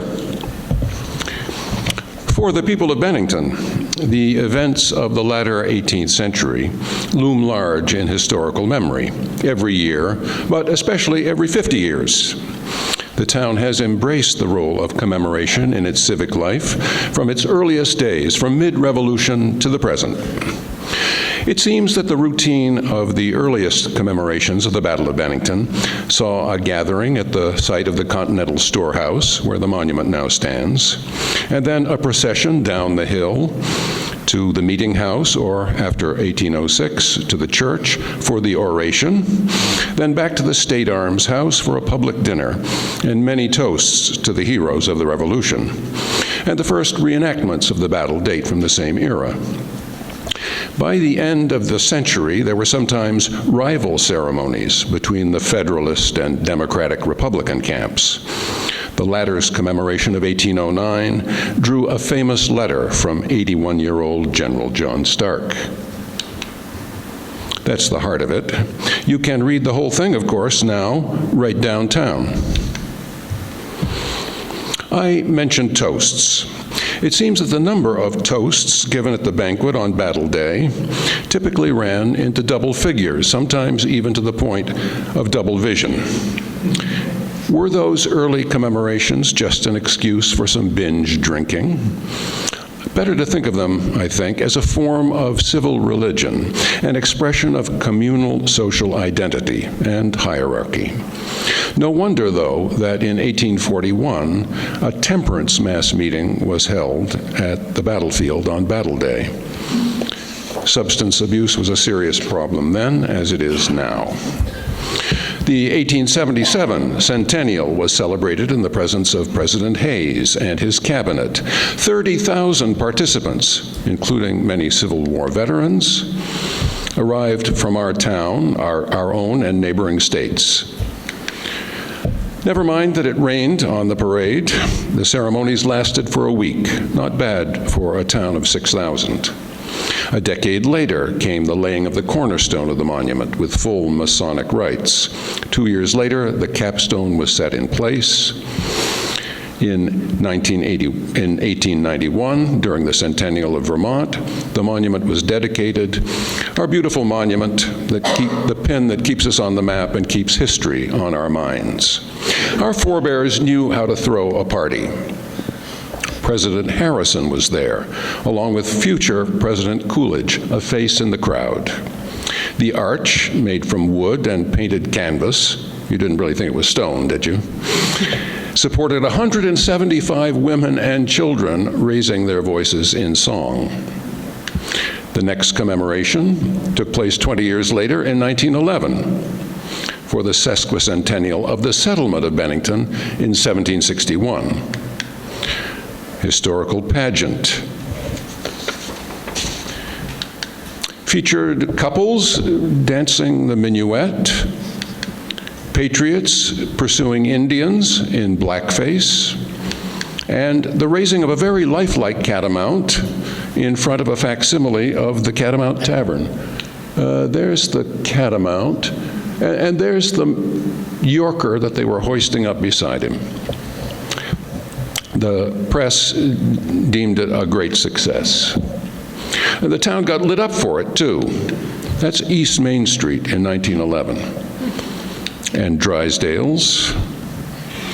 On Saturday night, reported the banner, almost the entire population of Bennington, it was 9,000 in those days, broke loose and celebrated wildly.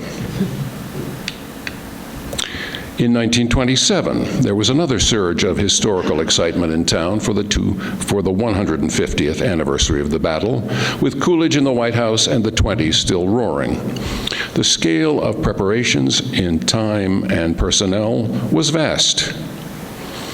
John Spargo and J.C. Colgate took charge, but they had help. Heads of the subcommittees, more heads, more subcommittees. Women ran the pageant. It all ended at the monument.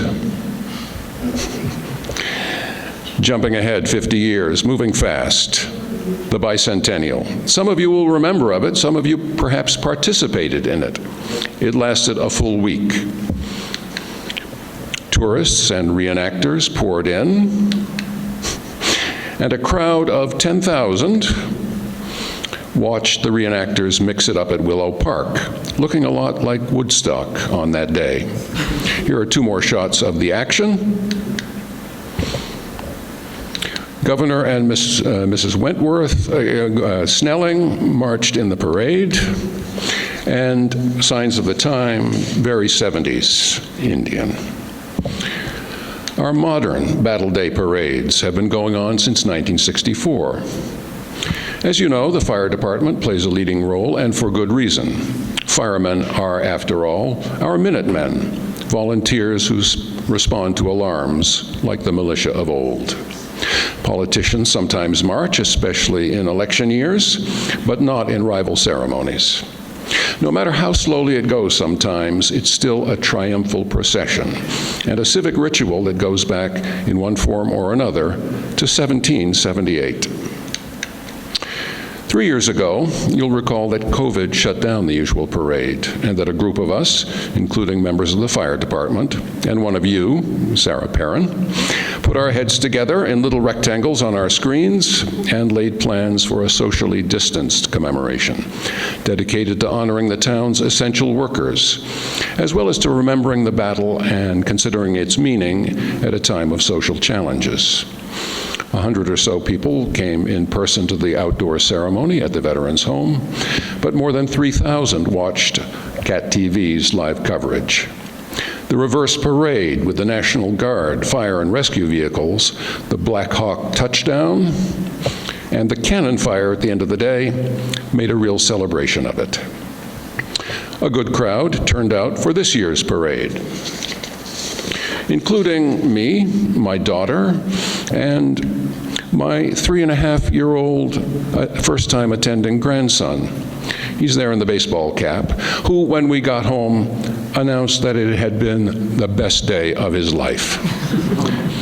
And I confess I felt a connection to it that I'd never felt before, and I suspect that my feelings are shared by many others who watch it or march and drive in it. It's a river that keeps on rolling through town, through time, and if history is any guide, it will rise to the occasion in 2027.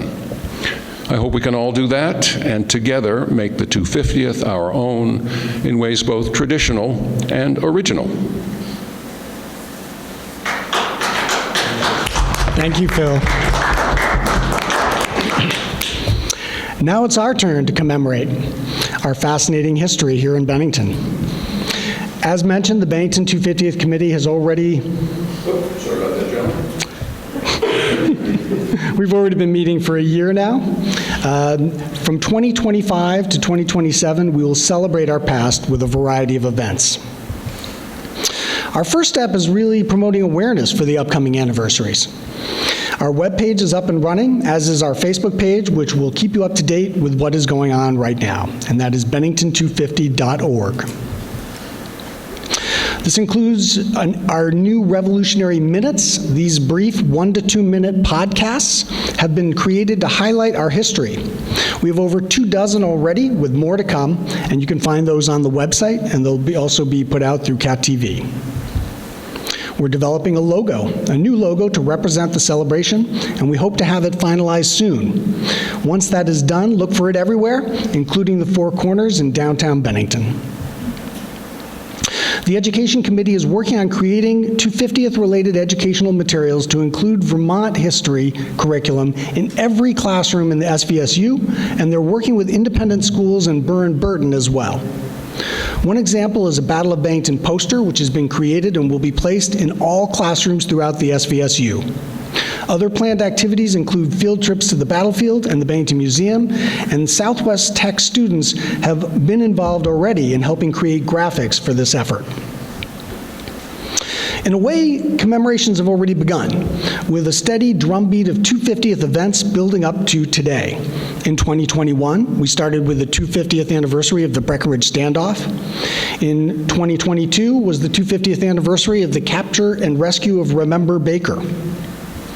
Since then, for 2023, the Green Mountain Boys have been seen at the Hoosick Heritage Fair, hosting a trivia night at the Bennington Theater, guarding a haunted bridge on Halloween at the Monument Arts Center, even helping sell gin at the Village Garage Distillery, and creating disturbances at local pubs. All these appearances are intended to raise awareness of the upcoming anniversary celebration. These activities will continue in the upcoming years. Look like fun? The Green Mountain Boys are always looking for recruits, both men and women. If you or someone you know might be interested in this, please let us know. Time to commemorate. Beginning in 2025, a host of events are being planned, more than we can share tonight, but we will give you a sampling here, and the full list of ideas is on the website bennington250.org. The Bennington Fire Department has done an excellent job hosting the Bennington Battle Day Parade and other Battle Day weekend events. The 250th Committee will be joining forces with them, adding reenactors, floats, and other elements to the popular parade.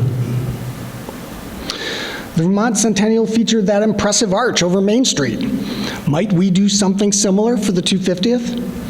Every holiday season, downtown Bennington has a window decorating contest. We'd like to do the same thing, but with a patriotic theme for the Battle Day Parade. Another idea is to offer a narrated train excursion that would take you from the station in North Bennington to the Bennington battlefield in New York. We are looking for a location to build a temporary replica of the Catamount Tavern to be used as a welcome center and possibly a tavern as well for our Vermont craft beers. Our kickoff is starting next summer in 2024 with our first event to be a fundraiser during Battle Day weekend. We'll be looking to possibly partner with the Food Truck Festival and add a Liberty Pole raising, reenactors, kid activities, informational tables, and more during the day in Bennington, and a gala dinner in the evening in the Northshire. We'll also be seeking grants and sponsorships. It's not too early to mention that donations can be made on our webpage, bennington250.org. So in 2025, the main event will be the commemoration of the capture of Fort Ticonderoga by Ethan Allen and the Green Mountain Boys. In 2026, we'll commemorate the signing of the Declaration of Independence. And then in 2027, that's the big finale with the 250th anniversary of the battles of Hubbardton and Bennington, and of course, the founding of the independent Republic of Vermont. Again, this is just a sampling. A full list of ideas is on the website. When it's all over, we'd like to leave a lasting remembrance of the history we celebrated. We're studying submissions for new monuments to add to the story that our existing monuments tell so well.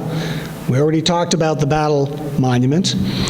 But speaking of those other existing monuments, an amazing number of monuments were placed as part of the 1927 commemorations, 8 of which are shown here, which includes 7 in Vermont and 1 in Walloomsac, New York, plus 3 more at the Bennington battlefield itself. While we'll never equal that astonishing number of monuments in one commemoration year, we do feel that such memorials are an important part of our remembrance. For example, a monument dedicated to the Green Mountain Boys, in particular, possibly to Sip Ives, who was the only Green Mountain Boy to be killed at the Battle of Bennington. Also an honor roll of all those who died at the battle, including the 4 sons of Bennington. Another has been proposed, possibly for the old Bennington Green, commemorating Ethan Allen, whose home was located there and who frequented the nearby Catamount Tavern and Old Meeting House. And perhaps the old meeting house marker itself, hardly noticeable to passersby in its current state. Perhaps we can restore it to its former glory, hopefully with some 250th anniversary enhancements. And by the way, this is what it was like in its former glory till, and you can see in the top right, when it was hit by a couple of teenagers in the 1960s. Miraculously, nobody was killed. There is a taste of what we've been planning, so far anyway. We welcome anyone who'd like to get involved to do so. For today, we'd like to end by encouraging the Select Board to approve and sign the Vermont 250th resolution, which was part of your packet today. The resolution simply states the town's support for the 250th and establishes a liaison or local committee to work with the Vermont 250th Commission on any or all activities. Bennington is way ahead of the game as we already have a local committee doing that work. We just need to formalize it. There's also an option for including some funding for the local effort. I'd like to suggest that the Select Board include $2,000 for this effort in the upcoming budget cycle for 2024-25, which I note is the same amount that was approved by Vermont for the 1877 anniversary celebration. That would represent less than 1/100th of 1% of our annual budget. I'd even go so far as to suggest that we may want to allocate that same amount or more for each of the next 3 anniversary years after that, but you can decide about that later. We look forward to your thoughts and questions, and if you wish, I'd be happy to read that resolution for you. I think that would be great. Thank you. Vermont 250th Anniversary Resolution. A resolution for the town of Bennington, state of Vermont, supporting the Vermont 250th Anniversary Commission. Whereas Vermont Governor Phil Scott signed an executive order to create the Vermont 250th Anniversary Commission on December 15, 2020, to plan, encourage, develop, coordinate, and promote observances and activities to be held in Vermont in commemoration of the historic events associated with the 250th anniversary of the 1776 signing of the Declaration of Independence, the Revolutionary War between 1775 and 1777, the founding of Vermont in 1777, and the creation of the political foundations of the United States of America. Whereas the Vermont 250th Anniversary Commission hopes to engage all 252 cities and towns throughout their many programs, projects, and events over the next several years, thereby inspiring future leaders and celebrating Vermonters' contributions to the nation over the last 250 years. Whereas, by adoption of the Vermont 250th Anniversary Commission, we hope to inspire Vermonters to learn from the history, legacy, and context of the past to build stronger communities for the future. And if you agree, resolved, the Town of Bennington officially establishes a liaison or local committee made up of a diverse group of citizens or individual to work with the Vermont 250th Anniversary Commission on any or all activities. The participants of the Town of Bennington are voluntary roles and there will be no compensation for participation. And optionally resolved, the Town of Bennington may provide funding for planning or implementation of 250th-related commemorations in their community or region as available. And the next part I'll leave to you, which would be the resolved part. Great, thank you so much. Any questions for Jonna or Phil before we move on to the resolution? Yeah? Just quickly, I remember being on that hill at the 1976 reenactment at Willow Park, and you a couple times mentioned that people could sign up to help. Could you give people some ideas of ways they might be able to help? Because sometimes you think you'd like to help with that, but what could I possibly offer? Yeah, sure. Well, one obvious way is you can be a reenactor if that's something of interest. If you like the smell of black powder, it can be a great way to participate. But in so many other ways as well. There's a lot of planning that goes into each of these events, and we're really talking about 3 anniversary years with a year next year, which is really a fundraising effort, but really the start of bigger and better events for Bennington. There's also a lot going on the educational front that I talked about. So being involved with our student and our youth to get them involved in these activities could be extremely powerful as well. And then finally, even if it's as simple as pull out your wallet or your pocketbook, if you can contribute a little bit towards this effort, I can assure you it will go a long way. And I would also add that there's a lot that our local historical societies can give us in terms of information that they have in their archives, things related to our histories that we don't even know about. One of our goals is to really shine a spotlight on these underrepresented stories, and hearing about those stories is a great way to add to our store of knowledge. Super. Great question. Other questions? Comments? Comment from me. I guess this is more of something that I feel might be appropriate. I'm obviously, I sit on this committee, so I support this. My belief with the monetary ask is that I have a conflict of interest with that monetary ask. So I want to sign this, but with that monetary ask, I would have to recuse myself from that. Sarah, could I suggest that we not fill in an amount tonight, but sure, we can approve the resolution because it says as appropriate we could make a monetary I think request. my belief is just taking, or coming to ask at another time and taking out that monetary ask. I agree with then you. To be clear, the resolution says that you may have one. It does not specify an amount, so there's no action item related to the resolution that includes anything about money. And keep in mind also that what we're suggesting or proposing is for our next budget cycle in 24-25. So of course, ultimately, this would be a decision of the taxpayers on town meeting day whether or not to approve it. So we're not actually asking you as the select board to approve anything, but to consider instead having it in the budget for our next fiscal year and let the citizens of Bennington make that decision ultimately. So, John, so it sounds more like you're suggesting that maybe an appropriate amount might be $2,000. Correct, but I wanted to put that in people's heads right now for... and I think just the perception of me signing something that a monetary amount might be there is just holding me back from signing anything. I think also the amount of time we need to actually have that conversation is probably greater than, we can approve the resolution without putting in a monetary. That's why I wanted to reiterate. The comment that I made about the money was part of my presentation. It is not part of the resolution. Okay, so maybe taking out that optional part. Yeah. Well, it says it's optional. We're just not putting in Correct. money in. Okay. We're just saying that optionally we might give them, we might include some money, but again, it would be the taxpayers that would make that decition. Okay. Because it'd be I in the budget. still feel. Well, Sarah, to me that's so you could. Yeah, I think. Yeah. It's to me that's kind of a gray area for. So let me reiterate what the line says. Optionally resolved. The town of Bennington may provide funding for planning or implementation of 250th related commemorations in their community or region as available. Super. Would someone like to make a motion to that, to accept the resolution? So moved. Super. And I'm going to abstain because of conflict of interest. Any more discussion around it? Sorry.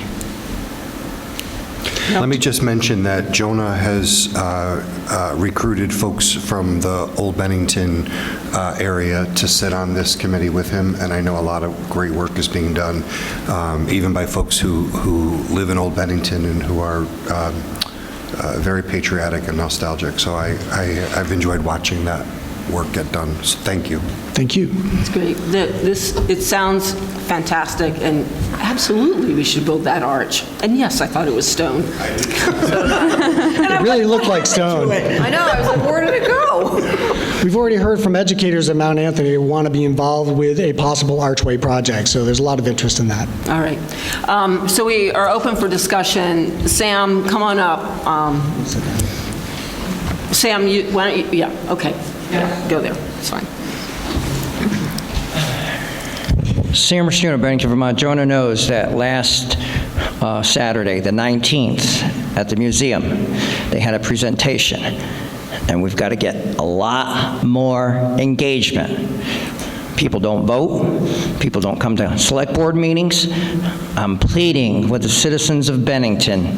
This is a catalyst of our history to bring back what used to be, in 1977, a 3-hour-long parade. As you know, our Battle Day parade is only an hour and a half, and is on the verge of being lost. I take stock to be warned. We want your engagement. We want the whole entire state of Vermont to converge on Bennington, Vermont to celebrate the situation, because it was born here. And announced to Jonah, yes, New Hampshire is being engaged as well. There's numerous engagements that are going on.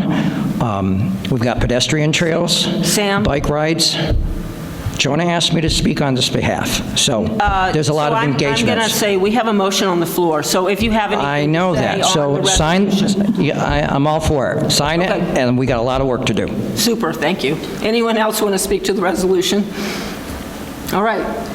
Hearing none, all those in favor, please say aye. Aye. Any opposed?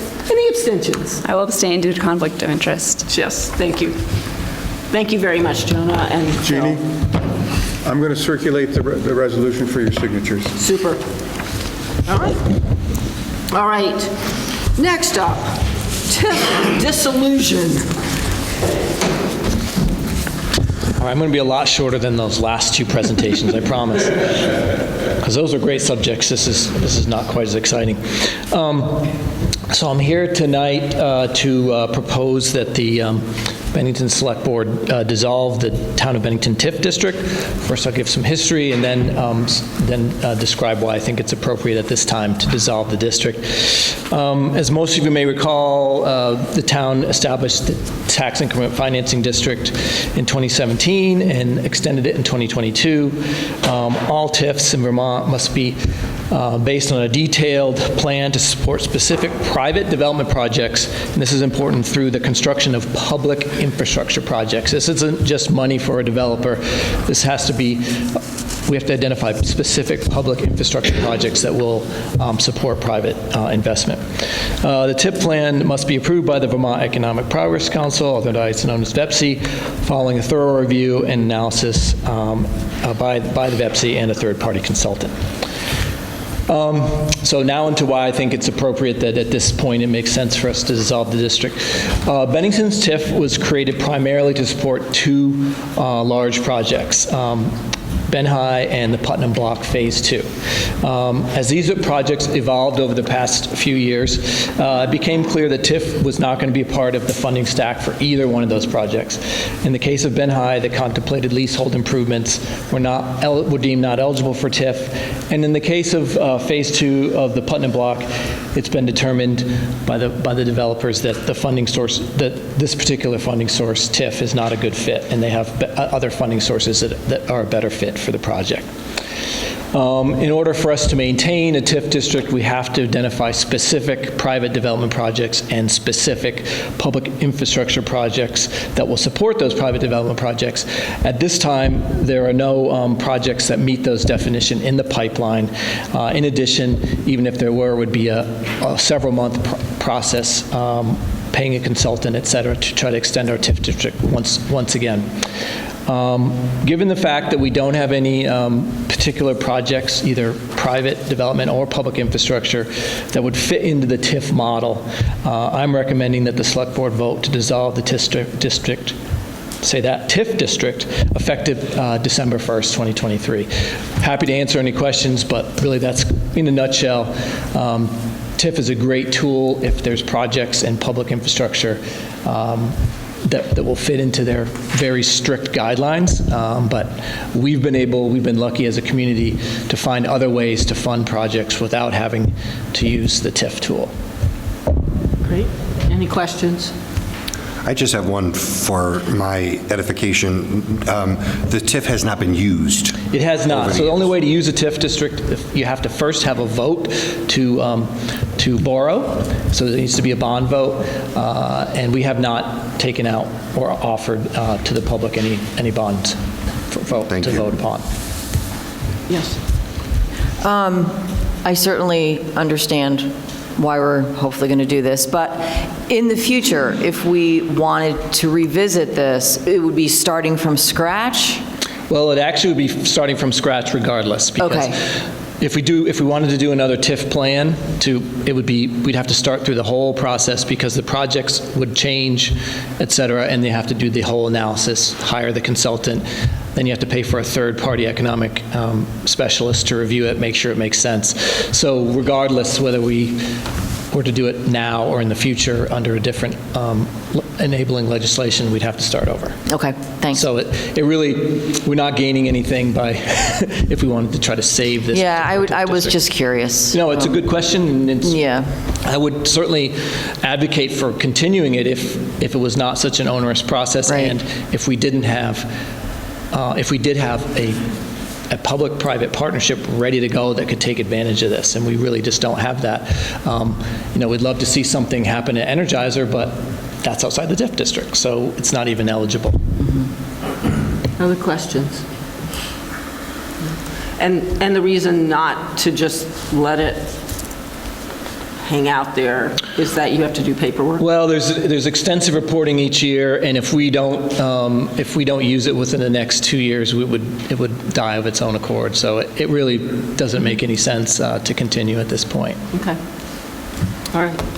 All right. No more questions from us. Dan, you want to take your seat? And I think we have some questions from the public. Nancy, come on up.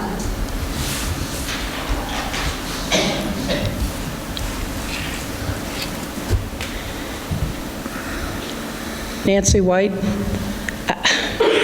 Over 6 years, Dan, other town officials, Planning Commission led by Mike McDonough, BCRC. I think we had to pay the mayor from, I don't know, St. Albans came down here and worked. I think Burke and White did work. All the people all the time and worked for 6 years, up until a couple of months ago, and now everybody's walking away. There were more things than just those 2 projects. I can remember 5 or 6 originally. I heard about all the infrastructure needs that we needed a TIF for, otherwise we couldn't afford to do it. Now that you're walking away, that's fine, because I was always worried about the bond. But I hope after all this time and work, we don't hear a couple of years down the road, hey, let's start the TIF up again. If you're walking away, that's fine, but please, don't drag the town into it again after 6 years of all this work and everybody's walking away. Thank you. Any other questions? Comments? All right. Great. Ready to make a motion? To dissolve, do we dissolve the TIF? I make a motion to dissolve the TIF district effective December 1st, 2023. Second. All right. Any more discussion? All right, all those in favor, please say aye. Aye. Any opposed? Any abstentions? All right, thank you very much, Dan. Dan? Yes. Amendment to the Ben High lease purchase agreement. I plan to be very brief. Obviously happy to answer any questions, but I'll try to be brief on my comments. So as you know, we do have a lease purchase agreement with Chris Gilbert for the Ben High project. It's been discussed multiple times. All the previous, the lease and the two previous amendments are on the website. Tonight, I'm summarizing a proposed third amendment to that lease agreement. No other changes are being made except for the following. The amendment essentially documents Mr. Gilbert's agreement to accept $400,000 in lieu of the senior center if the voters end up objecting to the sale of the senior center in March. No other terms are changing. We still have the option to terminate the lease prior to June 30th, 2024, so this doesn't lock us into anything. All it does is assure all the funders that have committed to the project, as well as those looking at the project, that there is an alternative way forward. If for some reason that vacant senior center is determined by the voters to be worth keeping for at least a little while longer. Happy to answer any questions, but that's really all this amendment does. All right. Any questions from the select board? I have one. Sure. The 400,000, that's the same figure that was allocated for it in the original proposal? So we didn't have a specific amount, but we through the town assessor determined that at the time the value was somewhere between $400,000 and $450,000 perhaps of the fair market value of the property. So that's where that number comes from. Yeah, it seemed like it was essentially the same number that we were thinking about. It's essentially the same value. It's just converted to basically cash instead of a hard asset, a real estate asset. You have a question? I just have one. Gary, did you have another? Oh, just said thank you. Oh, thank you. I think I asked you this before, Dan, but I want to ask it again in public.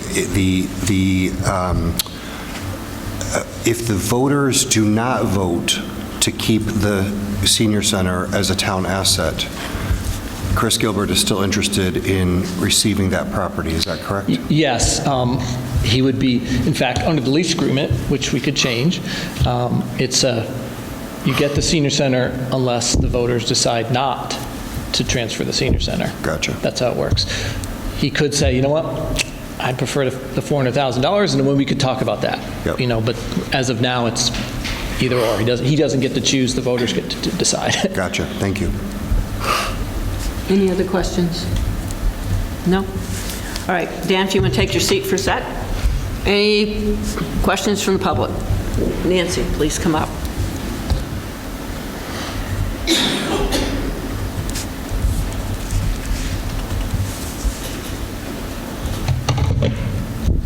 If the voters vote no, Gilbert does not get the building. Who pays Gilbert $400,000? Where does that money come from? Do you have any other questions? I have several, but my comments so after... the way the process Jeannie, works... this is a $30 million project. Nancy, the way the process works is if you have questions, please share them with us. And then I'll be very clear. The original deal was our town was swapping the senior building because our town was going to own the entire Ben High. We would pay $1.1 million, the taxpayers, and own the Ben High at the end of 30 years. So right from the start, everybody involved knew they couldn't automatically use the senior building. State law said Bennington voters would have a chance to have the final say. Everybody was misled about that. You made it seem like you could use the building. The voters did the right thing. They followed the law. They have the building on the ballot in March. If the voters vote no, I hope nobody here is trying to say the taxpayers will have to give Chris Gilbert $400,000. Any other questions? That's the same Well, question. I think somebody should be able to tell me. Nancy, if you have other questions, Sure. please list them. Sure, going back to the 1.1 million. When Stu and Chris signed the lease last year, Gilbert was assigned specific things he had to pay to have done. He didn't get some of them done. That cost is supposed to be subtracted from the 1.1 million. The windows, the vapor floor on the gym. We don't know if he got the other things done. Why hasn't that been subtracted from the 1.1 million because you've updated this latest amendment? So your question is, what happens to the things that Chris Gilbert didn't do? All right, any other questions? Yeah. On the last paragraph,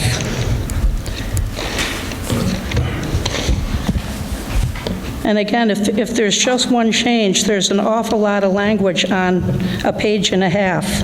The last paragraph talks about somebody exercising an option to purchase the property before June of 2024. Well, who's going to buy a property? I thought this was a lease to own. It's concerning that there isn't a lawyer here to answer these questions. Let me just see what the other one was. It says by 2025, Meals on Wheels and the senior center have to be at the Ben High. Does that mean the entire project is going to get done? You can't have people using part of the building and construction going on in other parts. It just wouldn't be safe. And what you talked about this summer and what was on the town website, it said if Gilbert got the senior building, first he was going to send $400,000 to the Ben High towards the gym, and then the town website said he was going to send $400,000 to work on the space for the senior center. That doesn't say that any place in here. So if you're covering him all over the place, why don't you have that? And I mean, this $400,000, bottom line, better not be coming from the Bennington taxpayers. And again, this is so detailed, a $30 million project. I should be able to ask a question and have Dan answer this, because it's very complicated unless somebody has followed this all the way.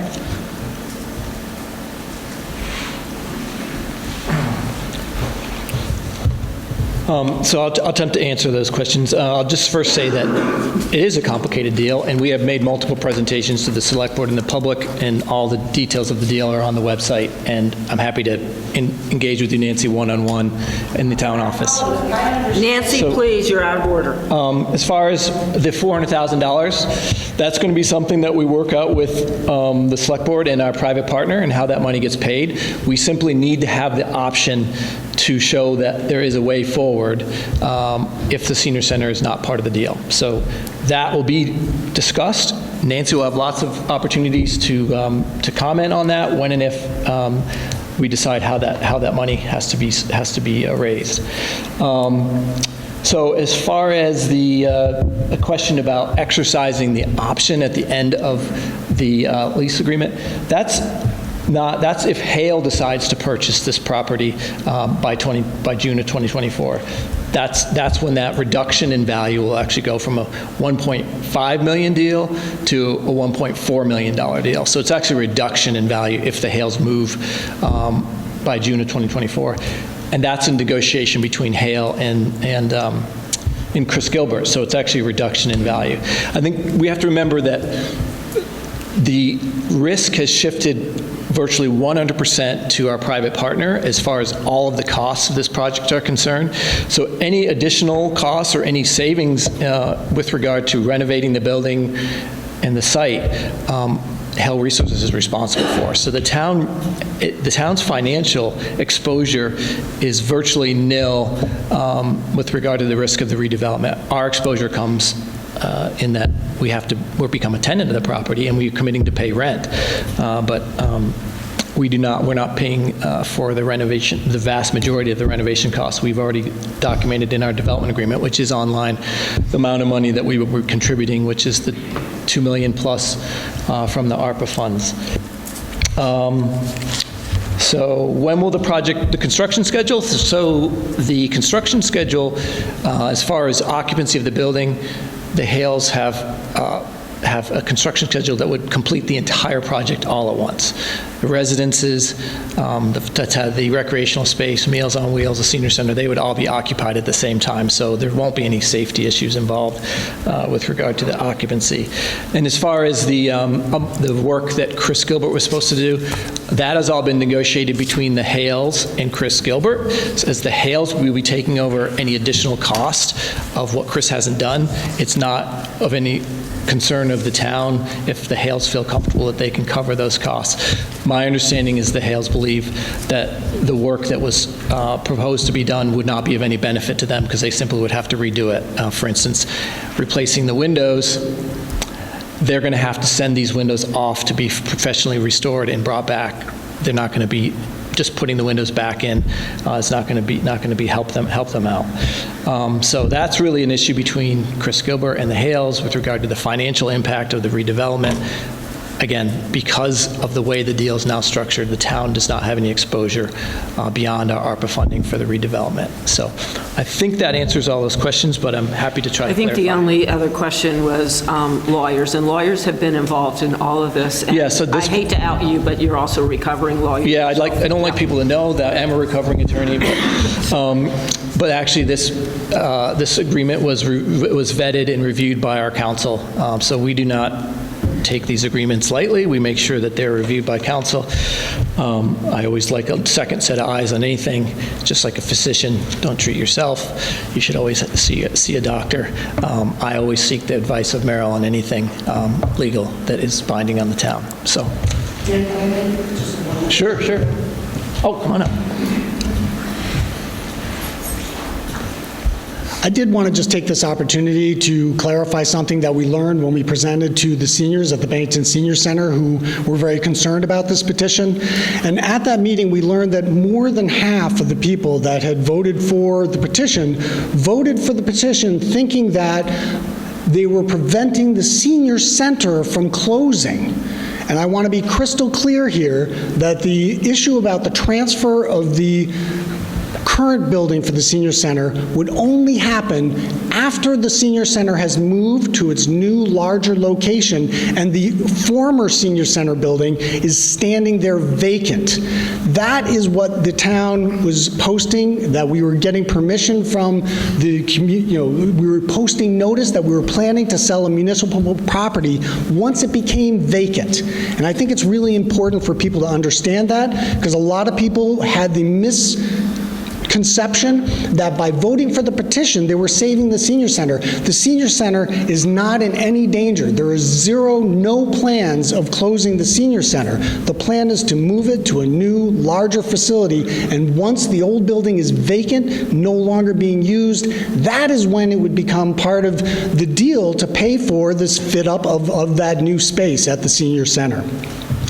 And I would reiterate what Dan said, which is that we have committed $2 million in ARPA funding, along with roughly up to $500,000 in pre-development costs, and the value of the senior center, roughly $400,000. That's a total of $2.9 million of public investment in this $29 million public-private partnership. That represents a tenfold return on our investment of our municipal funds. But when I say municipal funds, let me be clear, these are not municipal tax dollars. These are ARPA funds that we have been, that the community asked us to invest in a way that they deemed appropriate. And the Ben High project was the #1 project that the community pointed to as a good use of these ARPA funds. So I just wanted to add that. Thank you. Thanks, Jonah. Is there anyone else that would like to speak? Nancy, this is not a...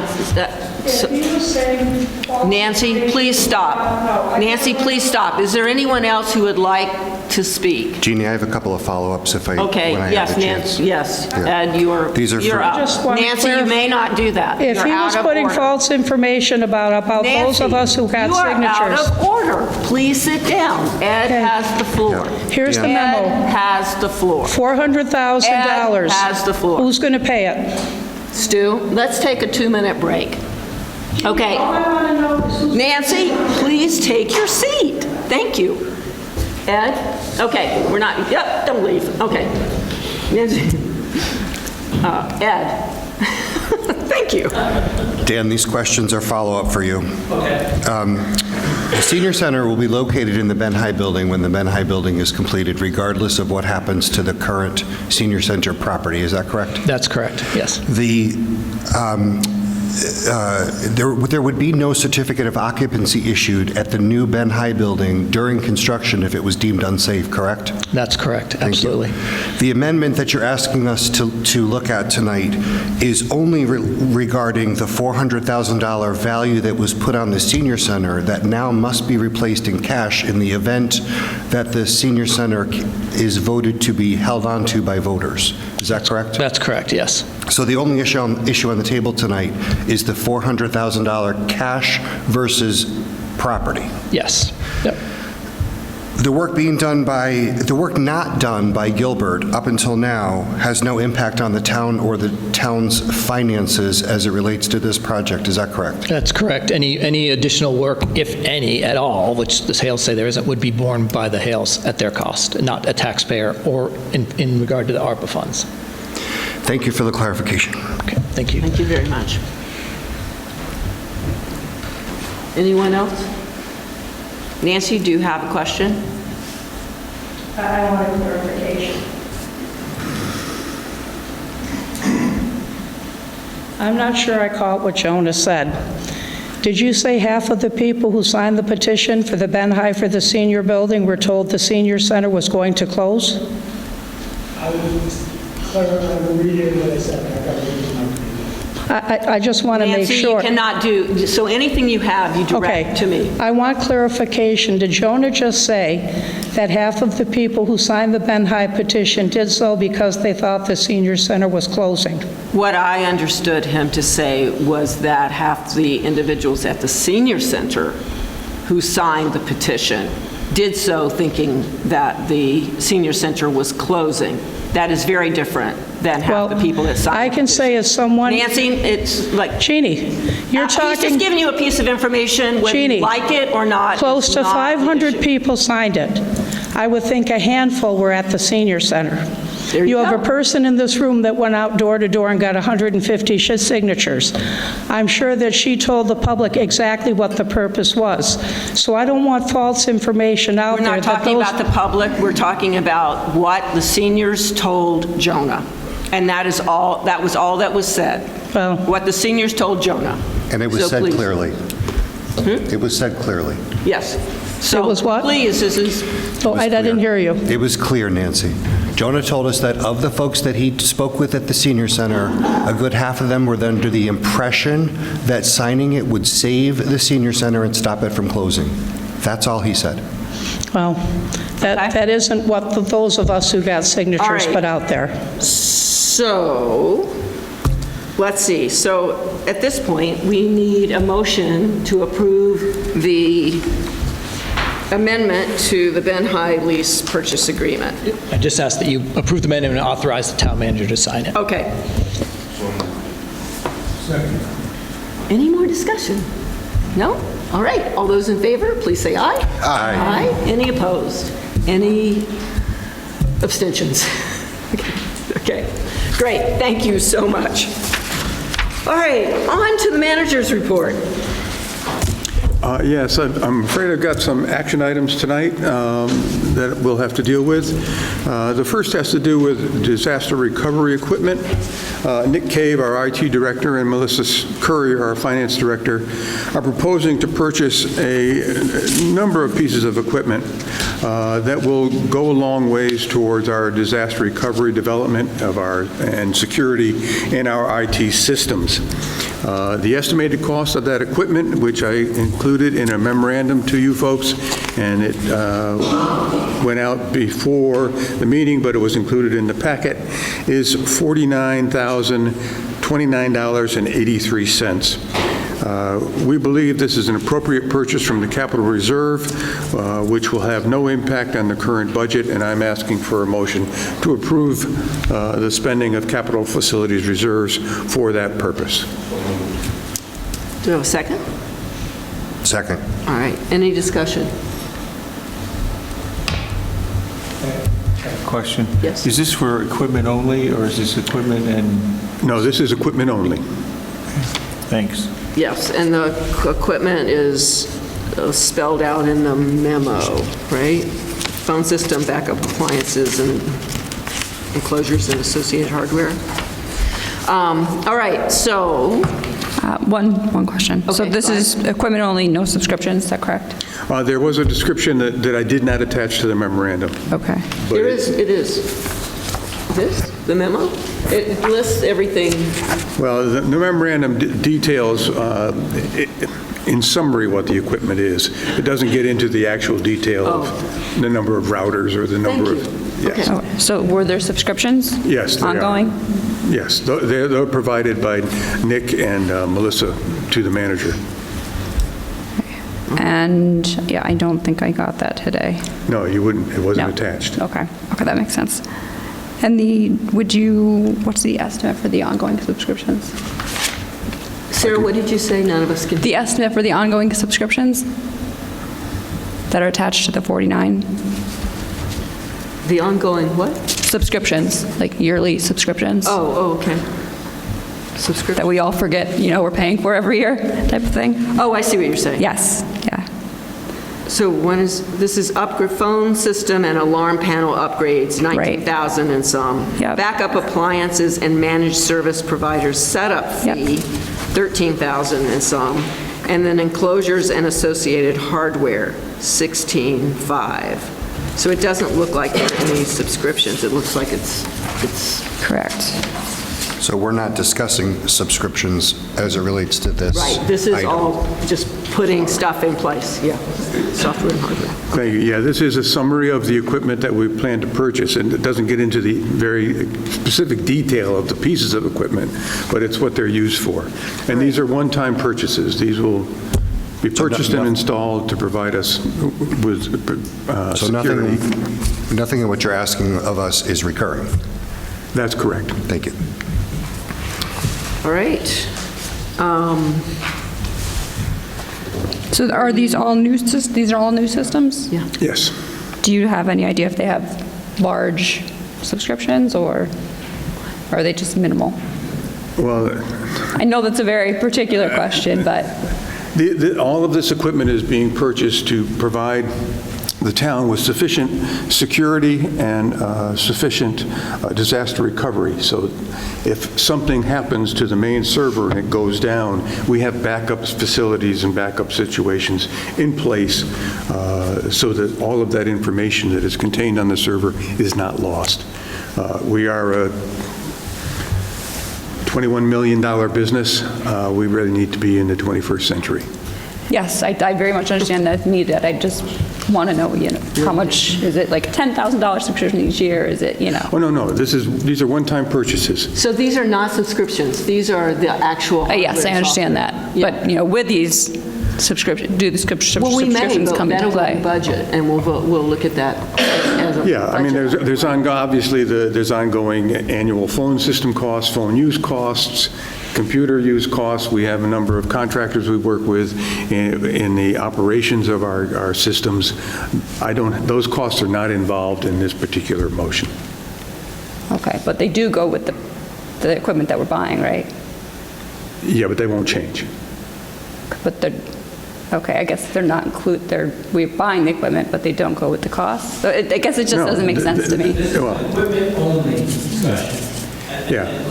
And the cost to operate our systems won't change. This just makes them more secure. Secure, which we want. Yes. Right, which we want. I mean, it just seems like a very simple question that I'm not receiving an answer to. So, I mean, I very much know that we need this, but I'm just wanted the answer to that. So I'm just, Well, I don't have that cost off the top of my head, sir. Okay. I'm sorry. And I know I should have asked this ahead of time, but it just, yes. But that will be part of the budget. It'll all be That'll included be in the part of budget next year's presentation, yes. budget discussion. It's not a part of a capital expense that Right, we're this is being a asked to capital consider. expense, and the reason it's coming to us is because we are using money out of the reserve, so we need to vote on this as something we want to do. So it uses, 49,000 out of 232,000 that we have in the reserve. That's correct. Seems I did something reasonable. similar to this in my office, and we bought the equipment, but it was the same software. It was just made a transfer from one piece of equipment to another. Okay, good, okay. All right, any questions from the audience on this? No, all right. All those in favor, please say aye. Aye. Aye. Any opposed? Any abstentions? All right, thank you. The second issue is the application for the State Revolving Loan Fund for continuing PFOA work. As you know, PFOA has been found in Jefferson Heights, the South Shire development, and in the Hickory Hill development. These monies are generally considered to be 100% reimbursable, but we do need to make application, and I have an application signature page here. The first step one application is for $80,000 in engineering costs, and I'm looking for a motion to approve that application, and I will circulate this for your signatures. Is it to approve the application or to apply? Is it a motion to apply? Or Well, by filling out the application, yes, you are applying. So yes, Okay. it could be a motion to apply. But then we'd have to come back for this second piece of it, so. Yeah, the step two, when we get to step two, when the first step one design is completed, there will be a step two, and then ultimately, there's a construction All loan. right, so you need a motion to approve the revolving loan? Yeah. So moved. Second. Thank you. Any discussion? I have a quick question. Reimbursable at 100% by who? State of Vermont Revolving Loan Fund. So it'll be forgiven? It's essentially yes. Thank you. Any other questions? Any questions from the audience? No? All right, all those in favor, please say aye. Aye. Aye. Any opposed? Any And abstentions? I've printed out your name, so please try to sign where your name is. Thank you for warning. You know us Yeah, well. well, Okay. you know, I do the best I can sometimes. The last thing has to do with the upcoming December schedule. As you know, the charter requires that the board meet twice a month. Unfortunately, the fourth Monday in December is the 25th.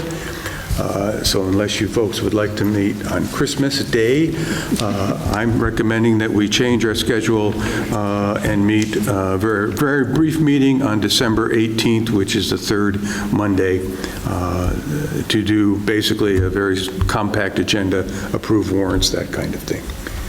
And if you all agree, we need a motion to change our schedule. I would like to make a motion to reschedule our second board meeting to December 18th at a very brief meeting due to our holidays. Second. Thank you. Any discussion? Anyone out there want to come on Christmas evening? Okay. All right. All right. All those in favor, please say aye. Aye. Any opposed? Any abstentions? All right. Lovely. Can I ask Jonah a question? Well, it's part of the report. You know, Jonah's report is... Can we finish the manager's report? Yeah, oh, I thought we were done. Oh. Yeah, very, very briefly, and this may be what Gene Connor is looking to do, but the biannual citizen survey results will be made available to the board. Jonah, I think we're looking at is it the 11th that we're promoting? Yeah, of December. So that'll be coming to you. Very briefly, the Planning Commission is looking for citizens to provide ideas for naming guidelines for various trails and pathways which have been completed. They have a 3-member subcommittee from the Planning Commission. Is that correct, Dan? Two members. Ultimately, the Lawrence Planning Commission report. Yeah. So if you have any ideas, you can work through Dan's office to get that information to the Planning Commission. Actually, Jonah, can you just explain that? I want to make sure people understand what's going on there. The guidelines are already in place. We're seeking. Thank you. Yeah, so if you go to the Town of Bennington website, there is a alert prompt that pops up right on the homepage, and what we're looking for is public input on pathway naming ideas for our growing pathway and trail system throughout town. There are some criteria on there, and then of course there's just an opportunity to give your thoughts in general. So really what we're hoping at this point is for the public to give input to the subcommittee of the Planning Commission, which will then come back to the Select Board with a recommended policy for pathway naming moving ahead.